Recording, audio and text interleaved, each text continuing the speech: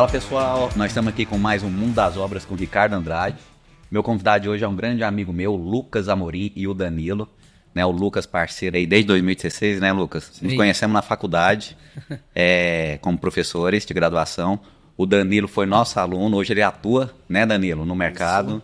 Manda ver aí. Então convidei vocês para a gente trocar esse papo, né? E o assunto que nós escolhemos, nós conversamos, foi sobre revestimento argamassa, fachadas. Tá? Então é um assunto bastante interessante, né? Para você que está assistindo, eu tenho certeza que você não viu isso na faculdade, o pessoal não vê isso na faculdade.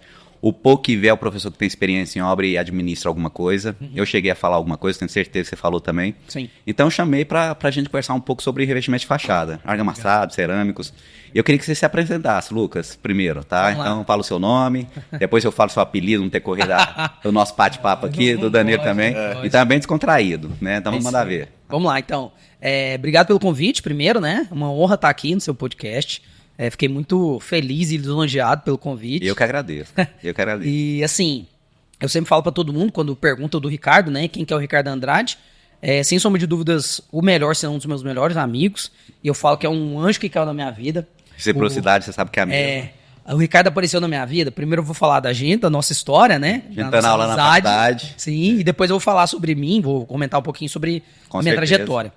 Então, assim, a gente dava aula na mesma graduação, na Faculdade de Araguaia, e eu sempre achava o Ricardo com uma cara de nerd. Falei, gente, será que esse cara toca obra mesmo? Todo mundo que me conhece fala assim, uma cara de nerd, sério demais. Esse cara é muito sério, aí depois me conhece e fala, caramba, o cara é brincalhão. Sim, aí eu falava, nossa, mas é um cara muito inteligente. E o coordenador chamava ele de professor Pardal, tanto que ele era inteligente.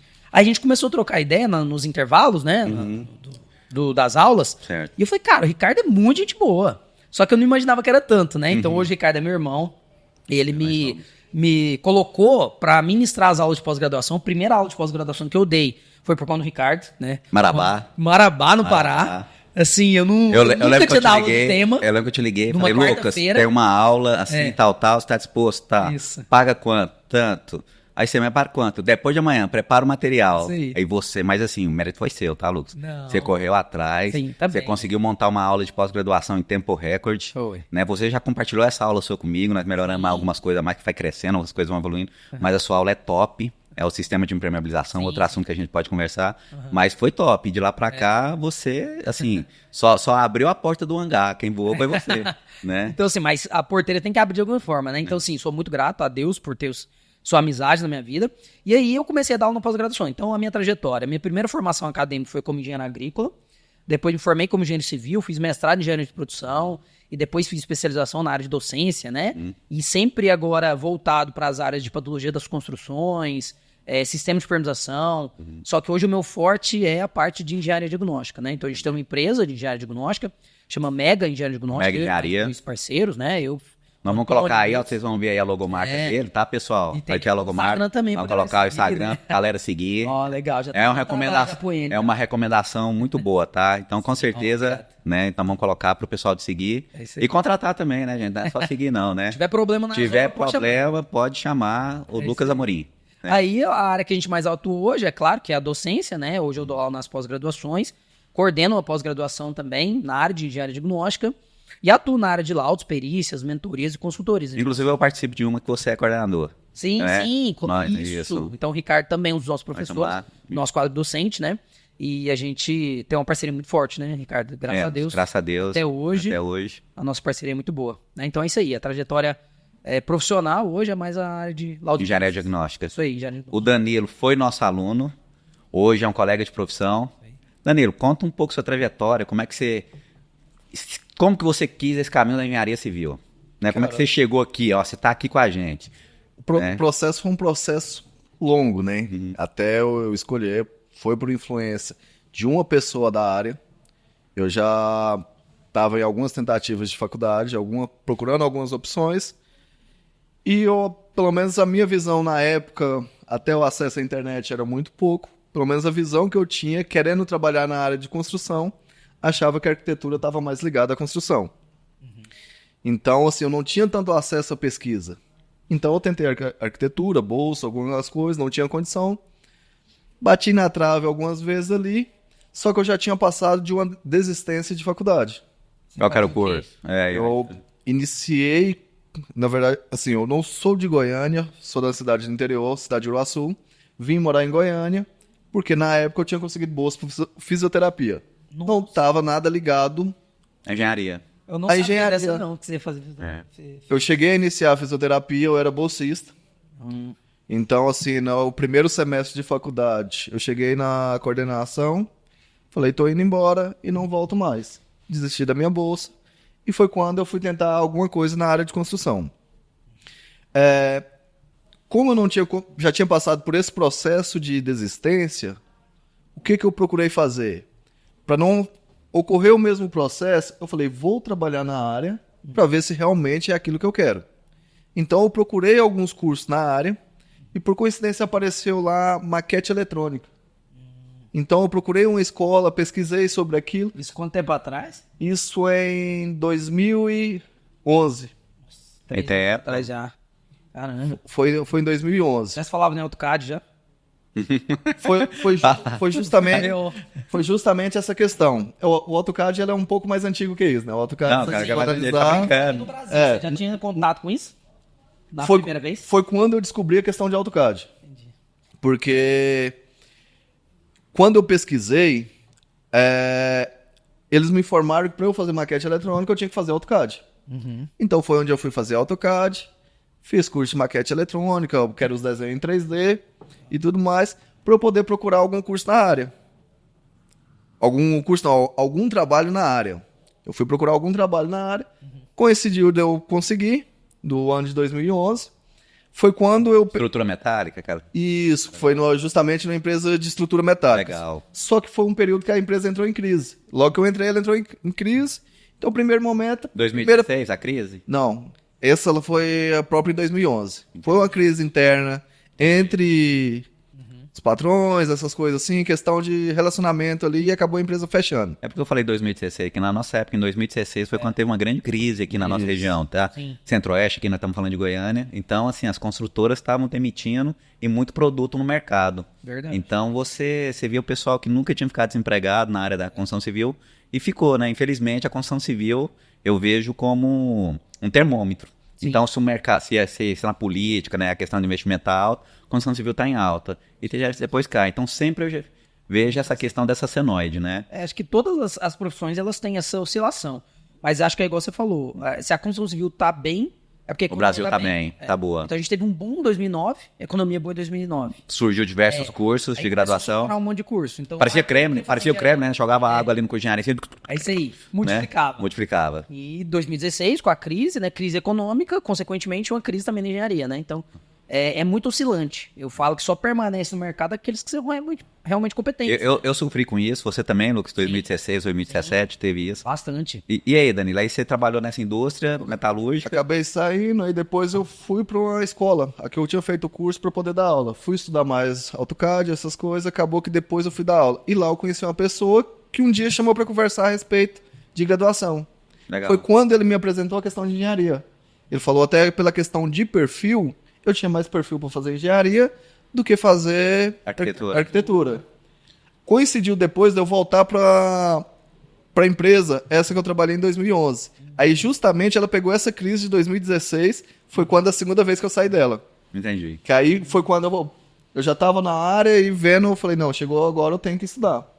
Foi quando que eu fui procurar, acabou que eu consegui bolsa em 2017-2.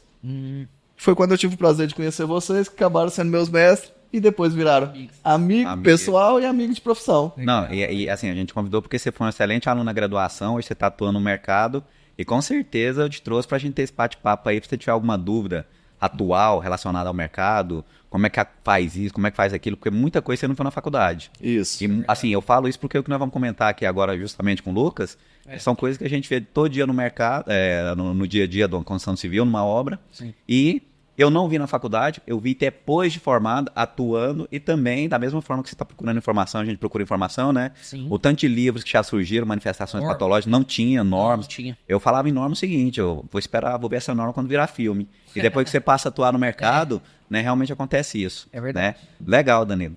Então, esse assunto nosso, né? Lucas, o que você acha, então, revestimento argamassado.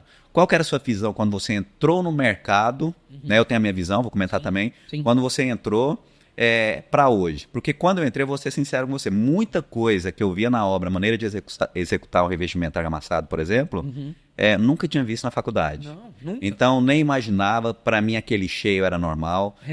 A tela, utilizava... Você não ouvia falar. E utilizava, eu ouvi falar assim na obra que eu vi, o pessoal utilizava tela de galinheiro. Então, foi a primeira vez, eu não entendia. Né? Então não tinha essa noção. Não... É claro que depois a gente começa a compreender os esforços de cisalhamento, que tem que ter a resistência à aderência. E quando você começou a ter contato com isso, o que você imaginou? É muita coisa. Vamos lá. Eu também não tive na graduação. Era um bicho completamente novo. Quando você fazia matéria de materiais de construção, por exemplo, muito rápido. Você ouvia falar de um negócio muito rapidinho e o professor mal chamava de revestimento argamassado. Ele chamava de chapisco, falava pouco, reboco, emboço... Massa paulista, né? Que é o que a gente chama de cheio, que é massa única. Então, Reboco paulista. Reboco paulista. Então, você não ouvia falar da normativa e quando você ia para o trabalho, quando você ia para o campo de trabalho, a atuação era completamente diferente. Você tinha que fazer e você tinha que fazer bem feito para evitar que as anomalias acontecessem. E eu trabalhava com pós-obra, eu era gerente de pós-obra, então eu via muito problema acontecendo no argamassa e não tinha ideia do que estava acontecendo. Não, e a gente é o seguinte... Na nossa época, a gente viu o problema e queria corrigir. Isso. Não pensava por que aquilo havia... Isso. O que ocorreu, o que fez aquele fato gerador. É isso aí. Então, quando você passa a entender o que gera aquela manifestação patológica, você passa a executar de forma correta. Esse é o resumo. Esse é o ideal. Então, o pessoal preocupa muito. Como é que eu corrijo isso? Eu acho que eu falo para eles... Eu falo diferente, eu falo diferente para os alunos, eu falo o seguinte, ó... Entenda por que ocorreu isso. Pronto. Porque quando você estiver executando uma obra nova, você vai fazer de tudo para não acontecer isso. Você faz tudo certo e ainda acontece problema na famosa construção civil? É aí que eu ia chegar. Por exemplo, eu trabalhava com pós-obra e eu chegava numa obra e tava cheio de fissura mapeada. Primeiro que eu nem sabia que era fissura mapeada. A gente nem sabia o nome. Só vi que tava cheio de fissura. Beleza, como é que eu vou tratar? E eu não sabia a origem. Por quê? Porque eu não tinha recebido essa carga teórica, normativa, que deveria ter vindo da graduação. Então eu tratava de qualquer forma e, porventura, voltava. Passava uma tinta por cima. Passava uma tinta, não sabia que aquilo ali ia trabalhar, que estava deformando. Então tratava de maneira empírica. Então, não enxergava, não faltava, enxergava que ali está comprimindo, que ali está tracionando, não que ali vai tela. Eu já vi situação que o pessoal coloca tela e coloca a junta. Sim. Aí você quer assoviar ou chupar cana? Né? Não, é verdade. Se a pessoa coloca a tela, tem que entender para combater a tração. É isso aí. E tem a questão da junta. Né? Então não Porque tem locais que você tem que liberar a movimentação e outros você tem que solidarizar. Exatamente. Tem pessoal que inverte, né? Inverte. Nas aulas da pós a gente até comenta sobre isso, né, Ricardo? Nós temos fotos em obras de grande padrão que o pessoal colocou a tela e vem com friso. Não, às vezes coloca o tela e vem um friso. Ou então inverte, coloca o friso em cima e a tela embaixo. Faz junto de movimentação na parte onde deveria tracionar, solidarizar com uma tela de galvanização, por exemplo, estava galvanizada.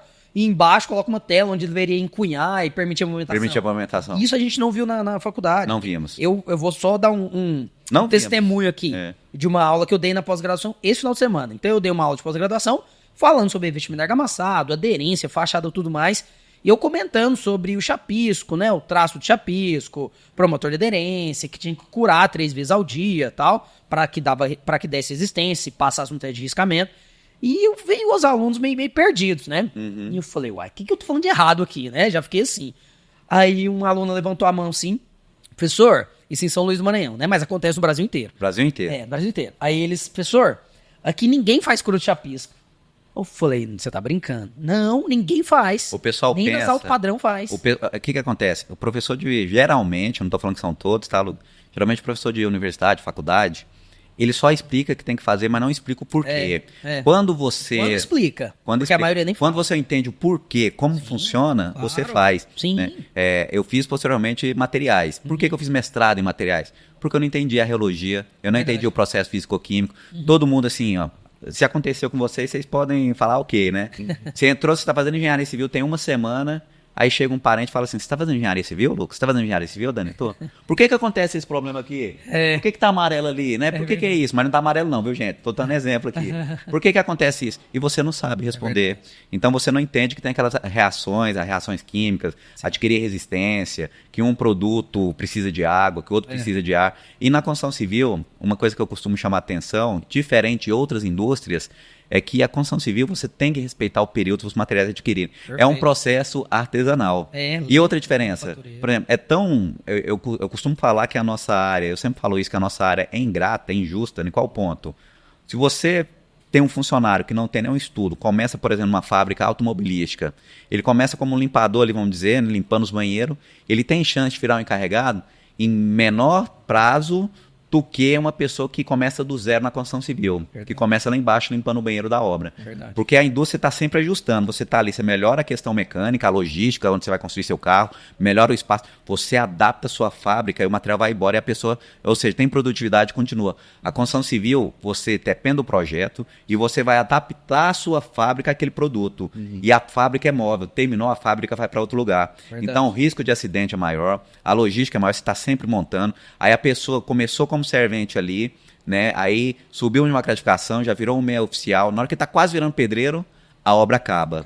A obra acaba e a construtora não tem outro empreendimento para ser lançado. O que vai acontecer com esse cara? Vai procurar emprego novamente e ele não vai ser contratado como pedreiro. Vai começar como meio oficial ou servente de novo. Então, assim, o tempo que o cara leva para chegar, por exemplo, de servente a mestre de obra, dependendo da construtora que ele está atuando, se não é uma construtora, né? É uma vida. E diferente, por exemplo... Diferente. Agora servente virou mestre de obra a vida inteira para virar mestre. A vida inteira para virar mestre. Dependendo da construtora que ele ficou, se tivesse uma obra atrás da outra, ele tinha virado mestre em menos tempo. Com certeza. Poderia ter virado mestre num período aí de 2 obras ou 3 obras, né? Que geralmente, né, outra coisa, questão de obra que eu observo também, os melhores mestres de obras, assim, na minha concepção, que eu observo, não estou falando que é uma regra, mas a maioria eram excelentes carpinteiros. Verdade. Né? Os carpinteiros. Então, geralmente o carpinteiro chegava para mim e falava assim, cara, eu quero ser classificado, já estou tanto tempo ali como meio oficial de carpintaria e tal, quero classificar. Eu falei, você está com de fazer tudo? Tá. Aí eu chamava o pessoal e falava, olha, ele está querendo ser classificado, estou passando o projeto da escada para ele, quem ajudar ele, eu não vou classificar ele. Aí já aconteceu, eu dava ali 9 horas da manhã o projeto pro cara, chegava 2 horas, ele entregava o projeto para mim e falava, depois a gente conversa. Então, realmente não dava.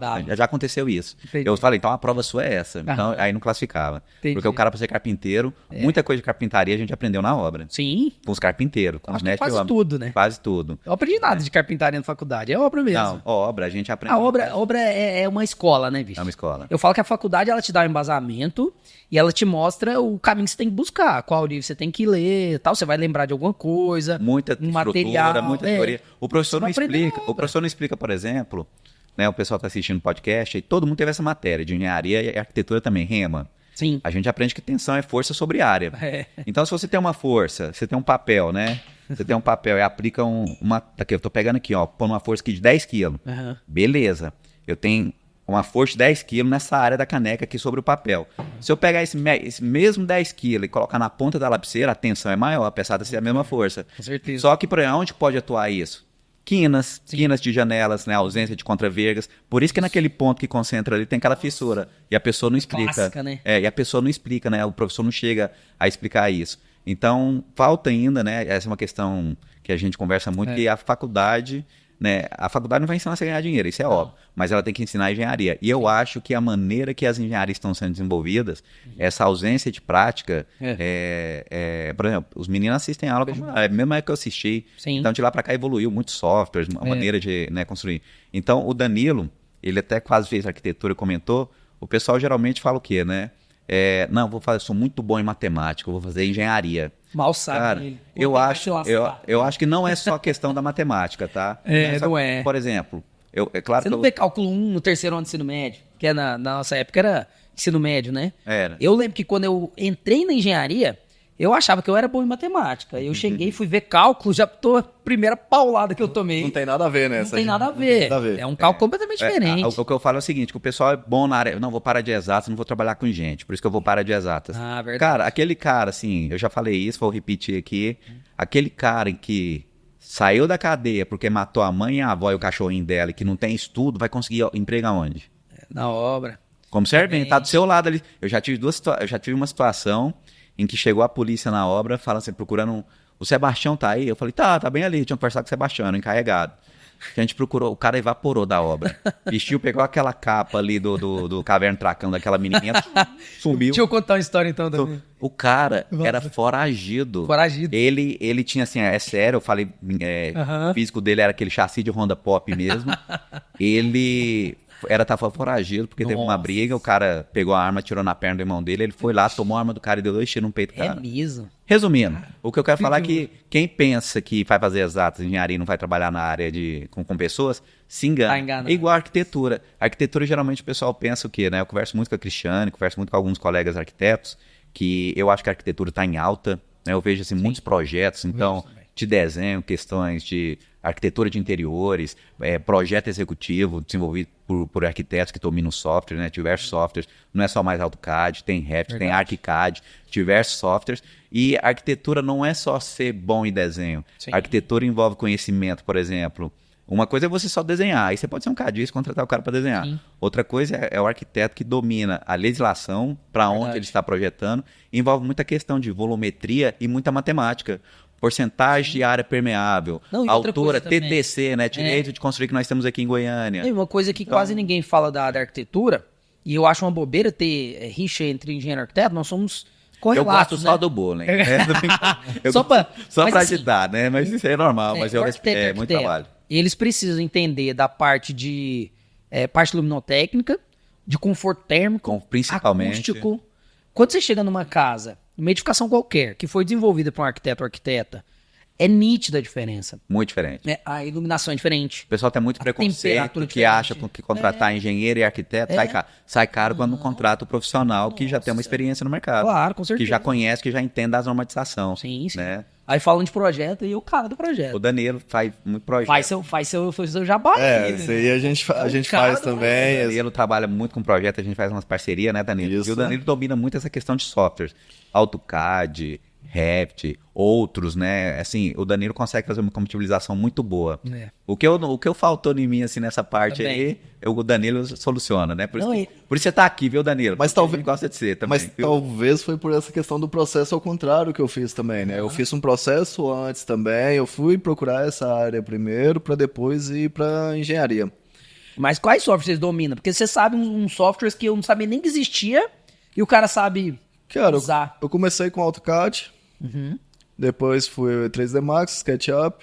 Aí, o que é o 3D Max? Eu acho que pouca gente sabe o que é o 3D Max. Vamos lá.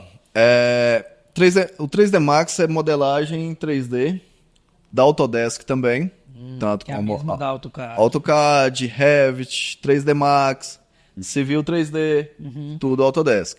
Certo. E qual que é a diferença do 3D Max para um Revit, por exemplo? Ou de um SketchUp? E, assim, outra pergunta, já que ele tá perguntando isso. É. Tudo que ele falou, ele fala Autodesk. Isso. Tudo O que você acha do ArchiCAD também? Qual que é a facilidade? São, Porque assim, pra mim, cada um é mais difícil que o outro. É. são, também. são conceitos diferentes. Se a gente for analisar a linha CAD, como tem ProjeCAD, tem AutoCAD, tem outros softwares similares da linha CAD, que é Computer Aided Design, desenho auxiliado por computador, na tradução. É meio que uma prancheta, metodologia antiga, passou para a forma digital. Então, o processo linha por linha, onde você desenha, faz todo o desenho. Já o conceito que já veio depois, ArchiCAD, Revit, já era um conceito BIM, que é Sistema de Informação da Construção. Certo. Então, você trabalha, além do desenho, você já insere informações que ao mesmo tempo que você está inserindo, vamos supor, o 2D, que seria a planta baixa, Que seria o CAD. e isso, Você já consegue colocar informações, por lógico que eu tô entendendo, 3D mais os materiais. isso. Orçamento, né? Aí você faz toda a integração de tudo. Você insere informações para trazer todas essas informações, para te dar todas essas informações. Se a gente analisar igual AutoCAD, vamos supor, dar o exemplo de fazer uma parede. Eu tenho que colocar a primeira linha, tenho que copiar a segunda linha, fiz a espessura. O Revit eu vou no elemento parede, especifico que ela tem 15 centímetros de espessura, especifico que ela tem uma altura, especifico todo o material que vai nela. Então, Então é mais trabalhoso. inicialmente, A a parte inicial. entendi. Só que ele te dá todo o complemento depois. E se você precisar fazer algum ajuste, por exemplo, Ele já ajusta tudo. já ajusta. Você Ele fez já um ajuste aqui, ela já muda. Igual a planilha do Excel que você vincula. Isso. Então ele já faz todas essas alterações. Você tinha falado da questão do 3D Max. O 3D Max já é um software que a gente fala de modelagem orgânica, que ele faz a questão de curva. Vamos supor, Legal. eu quero desenhar essa caneca. Então ele é mais voltado para esse tipo. Você vai fazer uma fachada modular circular. Isso. Seria excelente. Ele não é voltado para, vamos supor, arquitetura. Ele Entendi. é para tudo. O pessoal acabou pegando ele, utilizando por causa dos renderizadores, gerar imagem compatibilizado com ele. Qualidade muito boa e a qualidade de modelagem. Entendi. Porque alguns softwares ele te dá uma modelagem, vamos supor, mais quebrada. Como é formação de polígono, muito polígono formando, isso aqui fica meio chanfrado. Entendi. Aquele tanto de desenho chanfrado. Chanfradinho. Isso. Ele não. Ele já te dá esse conjunto. Entendi. Conjunto de legal. modelagem. Dá o elemento. Isso. Ele é muito usado para jogos, essas coisas assim. Que massa. Então ele é mais... Dá um gráfico mais interessante. Isso. Ele é como se fosse um AutoCAD que faz o amplo, faz desenho de tudo. Ele é o desenho 3D, desenho de tudo. Então você usa em vários segmentos. Legal. Tanto até na indústria do cinema, essas coisas. Então é usado tudo isso. Falando nessa questão, para a gente continuar nosso tema, você falou então dos projetos que você trabalhava. Qual foi a primeira vez que você viu um projeto de fachada? Você conhece projeto de fachada, nós já trabalhamos Sim. junto, né? E você já viu nas obras que nós já trabalhamos. Qual foi a primeira vez que você falou assim, existe projeto de fachada? Onde você viu? Na verdade, eu vou falar a primeira vez o contato com o projeto, que aí teve a questão, o contato com toda essa parte de projeto no geral. Planta baixa, corte, fachada, essas coisas assim. Mas fala assim, o projeto que eu falo não é arquitetônico, é o projeto de fachada de edificações. Junta, Primeira vez que você... tela. Foi naquele prédio que a gente estava... Foi. Comenta, o que você viu quando você viu a primeira vez aquele projeto? Você não viu na faculdade? Na faculdade a gente não via isso, né? Na verdade, desde a época de curso até então, eu só via a fachada do arquitetônico. Não via não tinha Detalhamento de fachada. não via o executivo. Não vi O executivo. O executivo. Você nem tinha executivo, né? Não Não, tinha. arquitetônico. Nossa época não tinha, né? Não tinha. Não tinha o executivo. Era só arquitetônico, você se balizava no arquitetônico. Isso. Detalhamento de fachada você fazia de Quando- maneira empírica. Quando eu cheguei na questão de estágio, coincidiu da gente trabalhar junto, foi que eu tive esse contato na questão projeto executivo, De fachada. que aí ele mostrava toda a parte de detalhamento, parte, vamos supor, onde vai pintura, como que vai executar, o espaçamento de junta, onde vai cada junta, Onde vai as telas. isso, onde vai tela.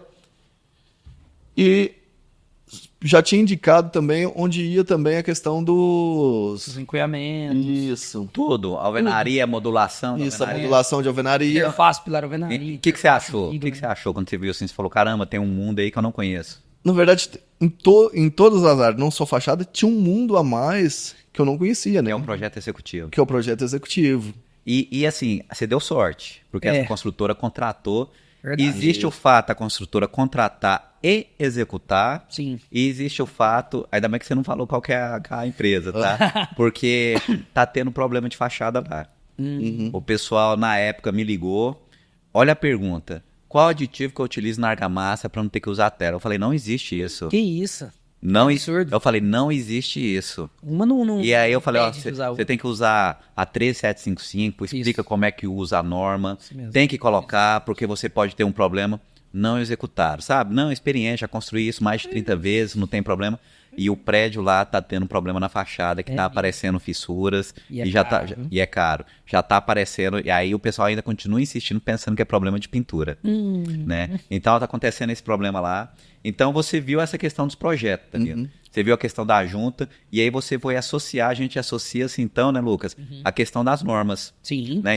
Então envolve a questão da norma, falou uma questão interessante aí que você falou, que a gente falou dos arquitetos, falou do projeto executivo, falou que o arquiteto tem que conhecer a concepção, Sim. e a gente chega num denominador comum, que são as normas de desempenho.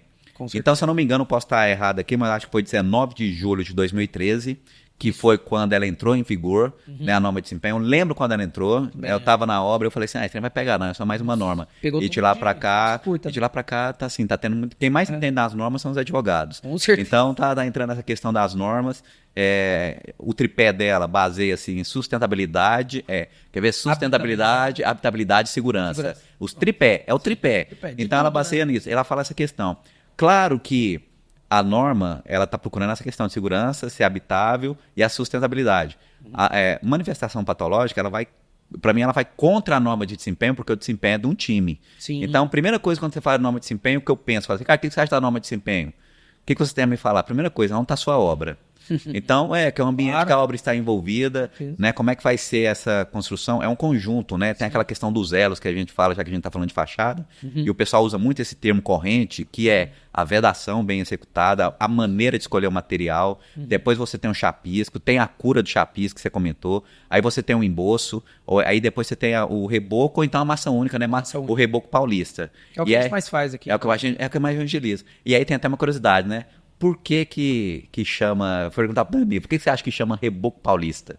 Eu lembro de você falar na sala, mas eu não lembro exatamente o que é. Reboco paulista, né? Acho que nem eu sei. É por causa do carro lá que anda 2 homens na frente, junto, né? Que tá ali o emboço com o reboco. Não, tem nada a ver. Isso é brincadeira, tá, Paulista? É brincadeira, tem nada a ver. Mas eu pesquisei, né? Isso é uma curiosidade que nós temos. Por que a gente fala, curiosidade, né? Eu tava numa aula, aí eu falei, pessoal, vocês sabem por que chama tijolo baiano?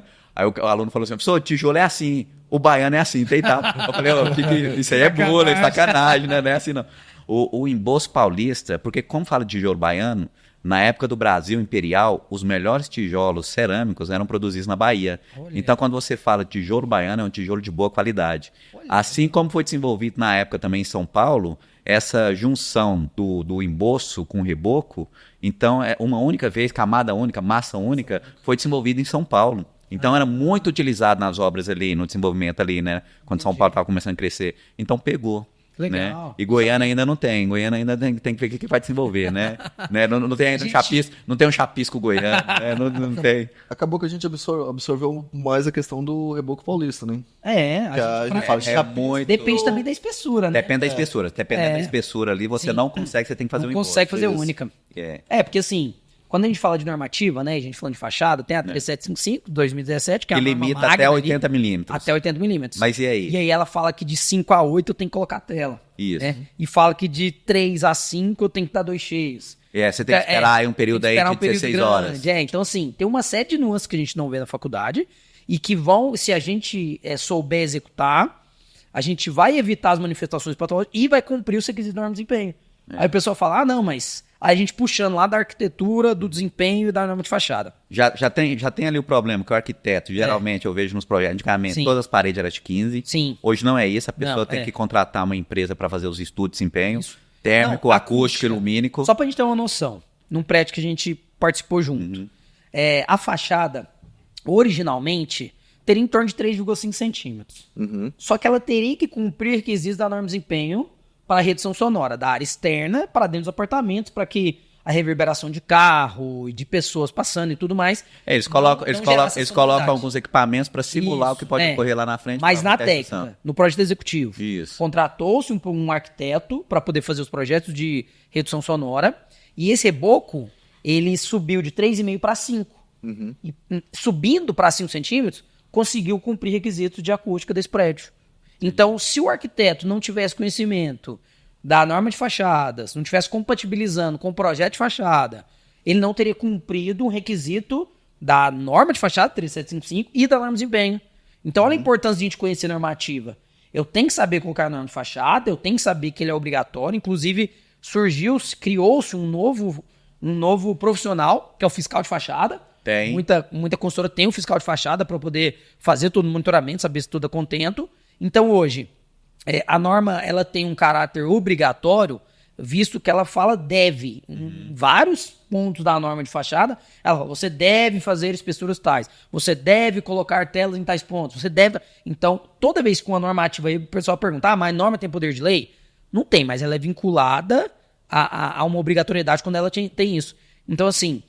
hoje a norma de fachada ela é de fundamental importância. Poucas pessoas fazem. Eu não vou seguir a norma. Mas na hora que estiver lá na frente do juiz, o que ele vai utilizar como referência? E a norma, inclusive, aí ela fala que ou eu tenho que ter projeto, ou eu tenho que ter procedimento para qualquer item. Isso. Então, que às vezes é diferente da norma, mas é mais eficaz. Sim. Por que não ter os dois também? Faz o projeto de fachada e desenvolve o procedimento. Seria legal. Um detalhe aí que você falou, nesse caso, Ele tava com 3 centímetros. Quando ele muda para 5, Assim, claro. por causa para atingir, também Aí, ó. muda a forma também de execução. Por isso que eu falei do Revit. E até a parte orçamentária. Mas eu tô Se eu falando. tenho que mudar de 3,5 para 5, vai mudar tudo. É. Aí eu jogo E- pro e é- Danilão. Não, mudou, e aí? A outra etapa que vai, que aí é uma briga que eu tenho constante, eu fico assim, depois eu vou ter que chamar um pessoal de incorporação pra gente conversar. Aham. As construtoras geralmente faz o projeto arquitetônico legal, o legal que vai passar junto à prefeitura, Sim. e em cima do legal você faz o desenvolvimento para vender, fazer a marketing e tudo. Claro.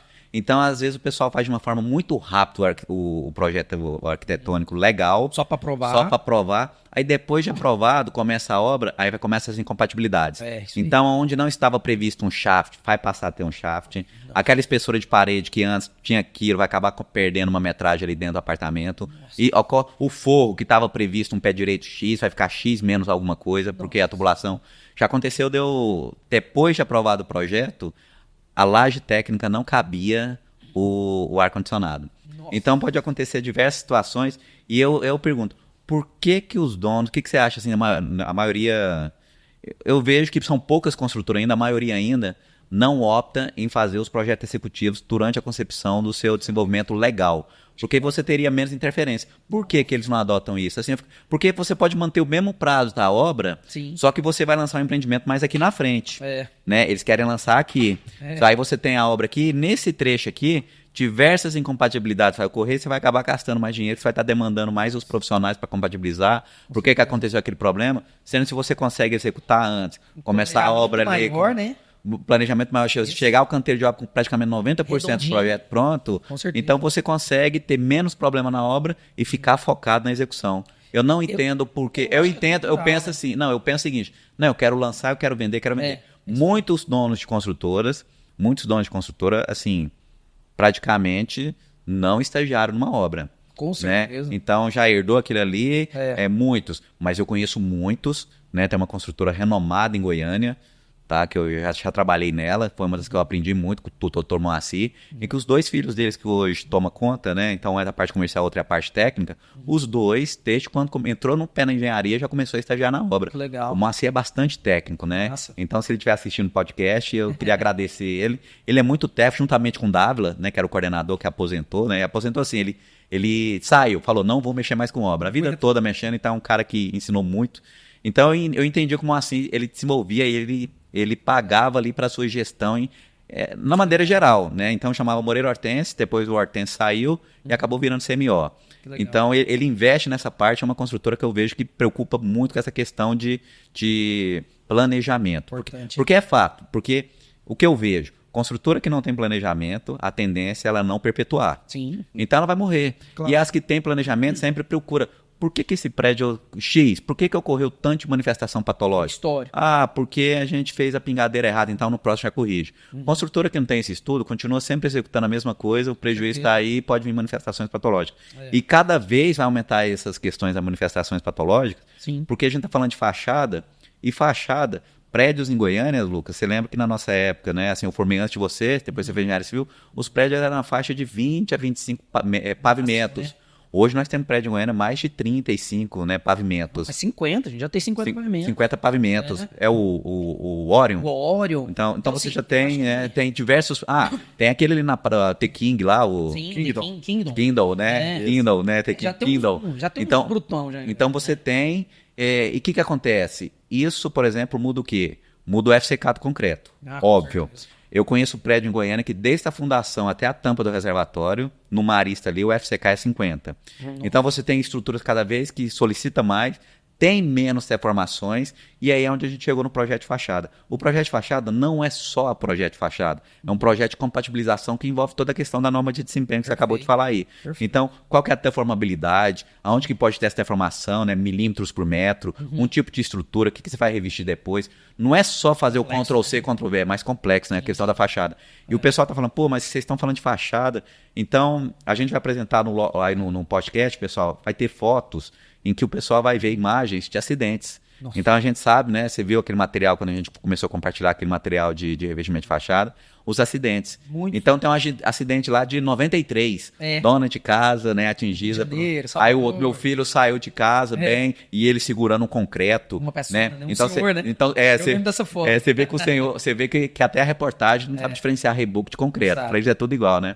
Então a gente vai comentar muito sobre essa questão. Né?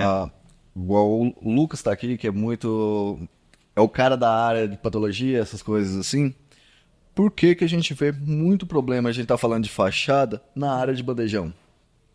Na área do bandejão? Isso, aonde ele foi instalado, aí pós ali construção, essas coisas no térreo. Tem diversas situações. Você vê muita manifestação patológica naquela região e você vai ver no projeto depois, tava a área do bandejão.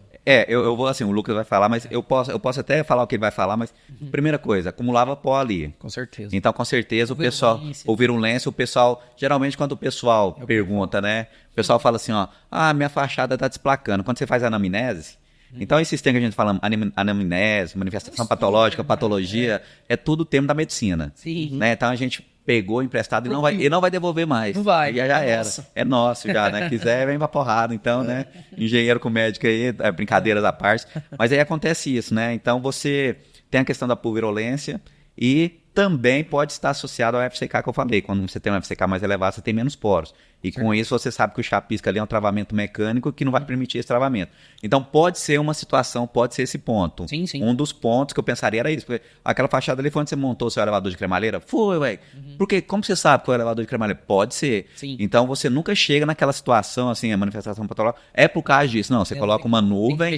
Uma nuvem de investigação. Sim. Então, a princípio, eu pensaria nesses dois pontos. Sim. Mas o que você acha que pode ser mais? Eu concordo. Eu ia falar da pulverulência, que é que acontece muito. Demais. A zona de engaste também das bandejas, elas também criam algumas zoninhas de descolamento. Aqueles pontos onde fica a ferragem. Onde fica a ferragem, né, engastada, né? Então também acontece esses pontos. Também tem o fator da estrutura. Quanto maior a FCK, quanto melhor o adensamento, o tipo de desmoldante que você utilizou. Principalmente. Se você não lixou, se você não... lavou, ela também tem uma série de correlações. Então, normalmente nas estruturas, né? Então, são os fatores que eu colocaria como primários. E não né? é só isso, assim, a gente tá falando disso Sim, tudo, claro. mas assim, quando você fala assim, tem um Muitas problema na diferenças. fachada, uma coisa que pode ocorrer no problema na fachada é a ausência de dimensionamento, a ausência da junta de movimentação. Muitos. Né? Então, que passa na isso. parte de planejamento que você comentou. Então, você começou, por que tem tanto problema? Por que o pessoal encurta tanto a fase de planejamento? No respeito à cura. No respeito à cura, eu acho que é o seguinte, eu acho que são dois fatores, né? O primeiro, quando a gente pega o ciclo PDCA, para quem não sabe o que é o ciclo PDCA, é o Plan, Do, Check and Act. É planejamento, execução, checagem e ação. Eu costumo brincar, quando eu dava aula na É o PDCA que a gente chama. chama. PDCA. Quando eu dava aula na graduação, o que eu fazia? Eu dava uma aula sobre gestão de qualidade e eu mostrava uma fatiazinha tipo pizza, né? Eu acho que dá para pôr na edição um ciclo PDCA. A gente colocar? Né? A gente vai colocar um ciclo PDCA. A pizza, vamos colocar a pizza. É uma pizzazinha. Um P, um D, um C e um A. Né? E o que é isso? O planejamento, e aí a gente tem um ciclo PDCA brasileiro e um ciclo PDCA chinês, por exemplo. O P, que é o planejamento, era a menor fatiazinha da pizza. Nosso que é o nosso. O nosso brasileiro é pequenininho. Então imagina uma pizza com 4 fatias. Isso. Então, que teria assim, se fosse igual, seria... Eu seria... não ia comer a fatia do planejamento. Mentira, você ia comer a maior, porque você é mais bombado. Então, o planejamento é bem pequenininho no Brasil. Aí eu tenho execução. É a maior fatia do nosso ciclo. O check também é pequeno no Brasil, porque a gente executa de maneira muito longa, porque a gente acaba não compatibilizando, patinando na obra. A checagem é pequena, onde eu deveria vistoriar, fiscalizar, eu também checo de forma pequena. E a ação também acaba sendo grande. Então, qual que é respondendo a pergunta do porquê que o planejamento é tão a toque de caixa? Porque a gente tem uma cultura de planejar mal em pouco tempo. Isso faz com que eu gaste muito tempo na minha execução. Então, acho que é cultural. A gente também não tem na faculdade uma matéria de planejamento. É aquela matéria rapidinho só para formar. Eu ministrava uma disciplina de gestão de qualidade, você foi meu aluno de gestão de 6 qualidade. 6 meses só. E a galera não correlaciona com construção civil. Eu lembro que depois o amigo nosso, o Fabão, que é engenheiro mecânico, aí depois o Fabão pegou a disciplina. Não, acho que ele é metalúrgico, engenheiro metalúrgico. Eu não sei, mas não tem formação em engenharia civil. Certo. Aí falou, Lucas, eu peguei a disciplina de gestão de qualidade, o que eu faço? Aí eu falei, você vai dar isso. Só que ele não conseguia correlacionar com a construção civil. Então isso acontece muito na faculdade. Às vezes você pega um professor que é até concursado, não, eu passei no IF Goiano, eu passei na UFG, por exemplo. Ele ia dar disciplina que caísse no colo dele. E normalmente ele não tinha moldado a carreira dele, era moldada para docência, não para construção civil. Então, o primeiro fator. Muito. Eu acho que o ciclo PDCA brasileiro, devido à cultura de planejar pouco, é um fator extremamente inferente em relação à sua resposta. E a regra de Sitter também, que a gente usa muito. Demais. E que a galera não leva em consideração. Depois a gente vai explicar, ver se dá pra colocar também. A Aquele progressão gráficozinho da geométrica de cada progressão geométrica. 5, né? Se eu não compatibilizo, por exemplo, eu gasto R$1. Porque você deixa de gastar R$1, você vai gastar 5 na execução. 125, E se você não gastou na execução, você vai gastar 25. você vai gastar 25 na Depois 125. na pós-obra e depois no pós-obra 125 na manutenção. É isso aí. É uma progressão geométrica. Geométrica de fator 5. Fator 5. Então, só para resumir rapidamente, uma regra de Sitter. O que é a regra de Sitter? Se eu compatibilizei meus projetos, gastei com meus projetistas, eu vou gastar 1. Se ele vai para a fase executiva, não compatibilizei, vai detectar a falha de compatibilização na execução da obra, gastei 5. Isso. Se vai para manutenção preventiva, já vai para 25. Quintuplica a cada etapa. E se eu tenho que reparar o problema depois do meu cliente morando, ele já vai para 125. Então eu acho que a falta de planejamento, devido a essa ausência de cultura de planejamento, leva a gente a gastar muito mais grana, visto que a regra de Sitter também corrobora com essa hipótese, né? E assim, eu vejo que muitas construtoras em Goiânia não preocupam com essa questão de planejamento. Para eles, a questão de executar a toque de caixa acaba sendo uma economia. Eu acho assim, eu fico vendo aquilo depois que a gente passa a atuar muito tempo em obra e tal. Por exemplo, questão da ISO, vamos falar da ISO. Sim. A ISO, então, é uma gestão. Sim. É um programa de gestão. Então eu trabalhei muito tempo numa construtora que tinha ISO e eu falava assim, não, mas pra que isso? Estou perdendo tempo fazendo aquilo e tal. E apresentava os relatórios e você via realmente que estava tendo progresso. Sim. Uma coisa que chamava atenção era quando chegava o engenheiro lá falando, minha obra não teve as fichas de verificação de serviço, está tudo 100%. Você fala, tá tudo 100% errado. Você não... Porque geralmente quando você envolve o fator humano, só erra quem faz. Então só erra quem faz. E aí quando você vai para uma construtora, que eu tive a oportunidade de sair dessa e fui para uma outra ganhando muito mais, praticamente o dobro do que eu ganhava, só que essa não tinha sistema de gestão. Nossa, difícil cara, de gerir, né? Eu sofri. Você sofre demais. Eu sofri. Você trabalha muito mais. Eu sofri. Você não tem procedimento. Eu senti saudade. Né? Senti saudade. E aí, Lucas, eu tô olhando aqui, né? Nós vamos colocar aqui as imagens né, pessoal. Eu coloquei aqui, ó, a gente tem um revestimento cerâmico, a Tardós, e assim, tem atrás e tem o Welds. O Welds, o Welds, assim, o Welds aqui, né, é o bunda branca, né, apelido dele, porque o apelido dele é frango, pessoal, ele é um frango. E o apelido dele é um frango, né. O Welds, ele é técnico de segurança e ele formou em engenharia civil e é um cara que foi nosso aluno, assim, a época, companheiro de turma do Danilo, é um dos caras, uns alunos que... Nossa amiga, assim como o Danilo. Sim. E o que chama atenção, então ele tá segurando aqui, né? Legal. Então ele tá verificando em loco aqui.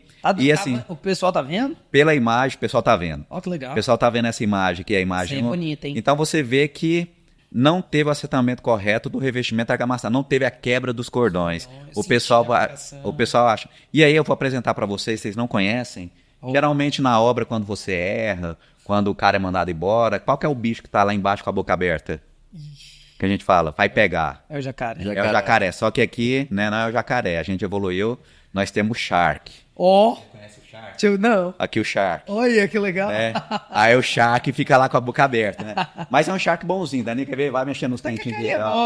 Massinho, ó. Pode ir apertando, pode ir. Vai. Ele tá com medinho. Não, aí, ó, tudo é massinho, não pode ir de boa. O Shark morre. Então o Shark, né?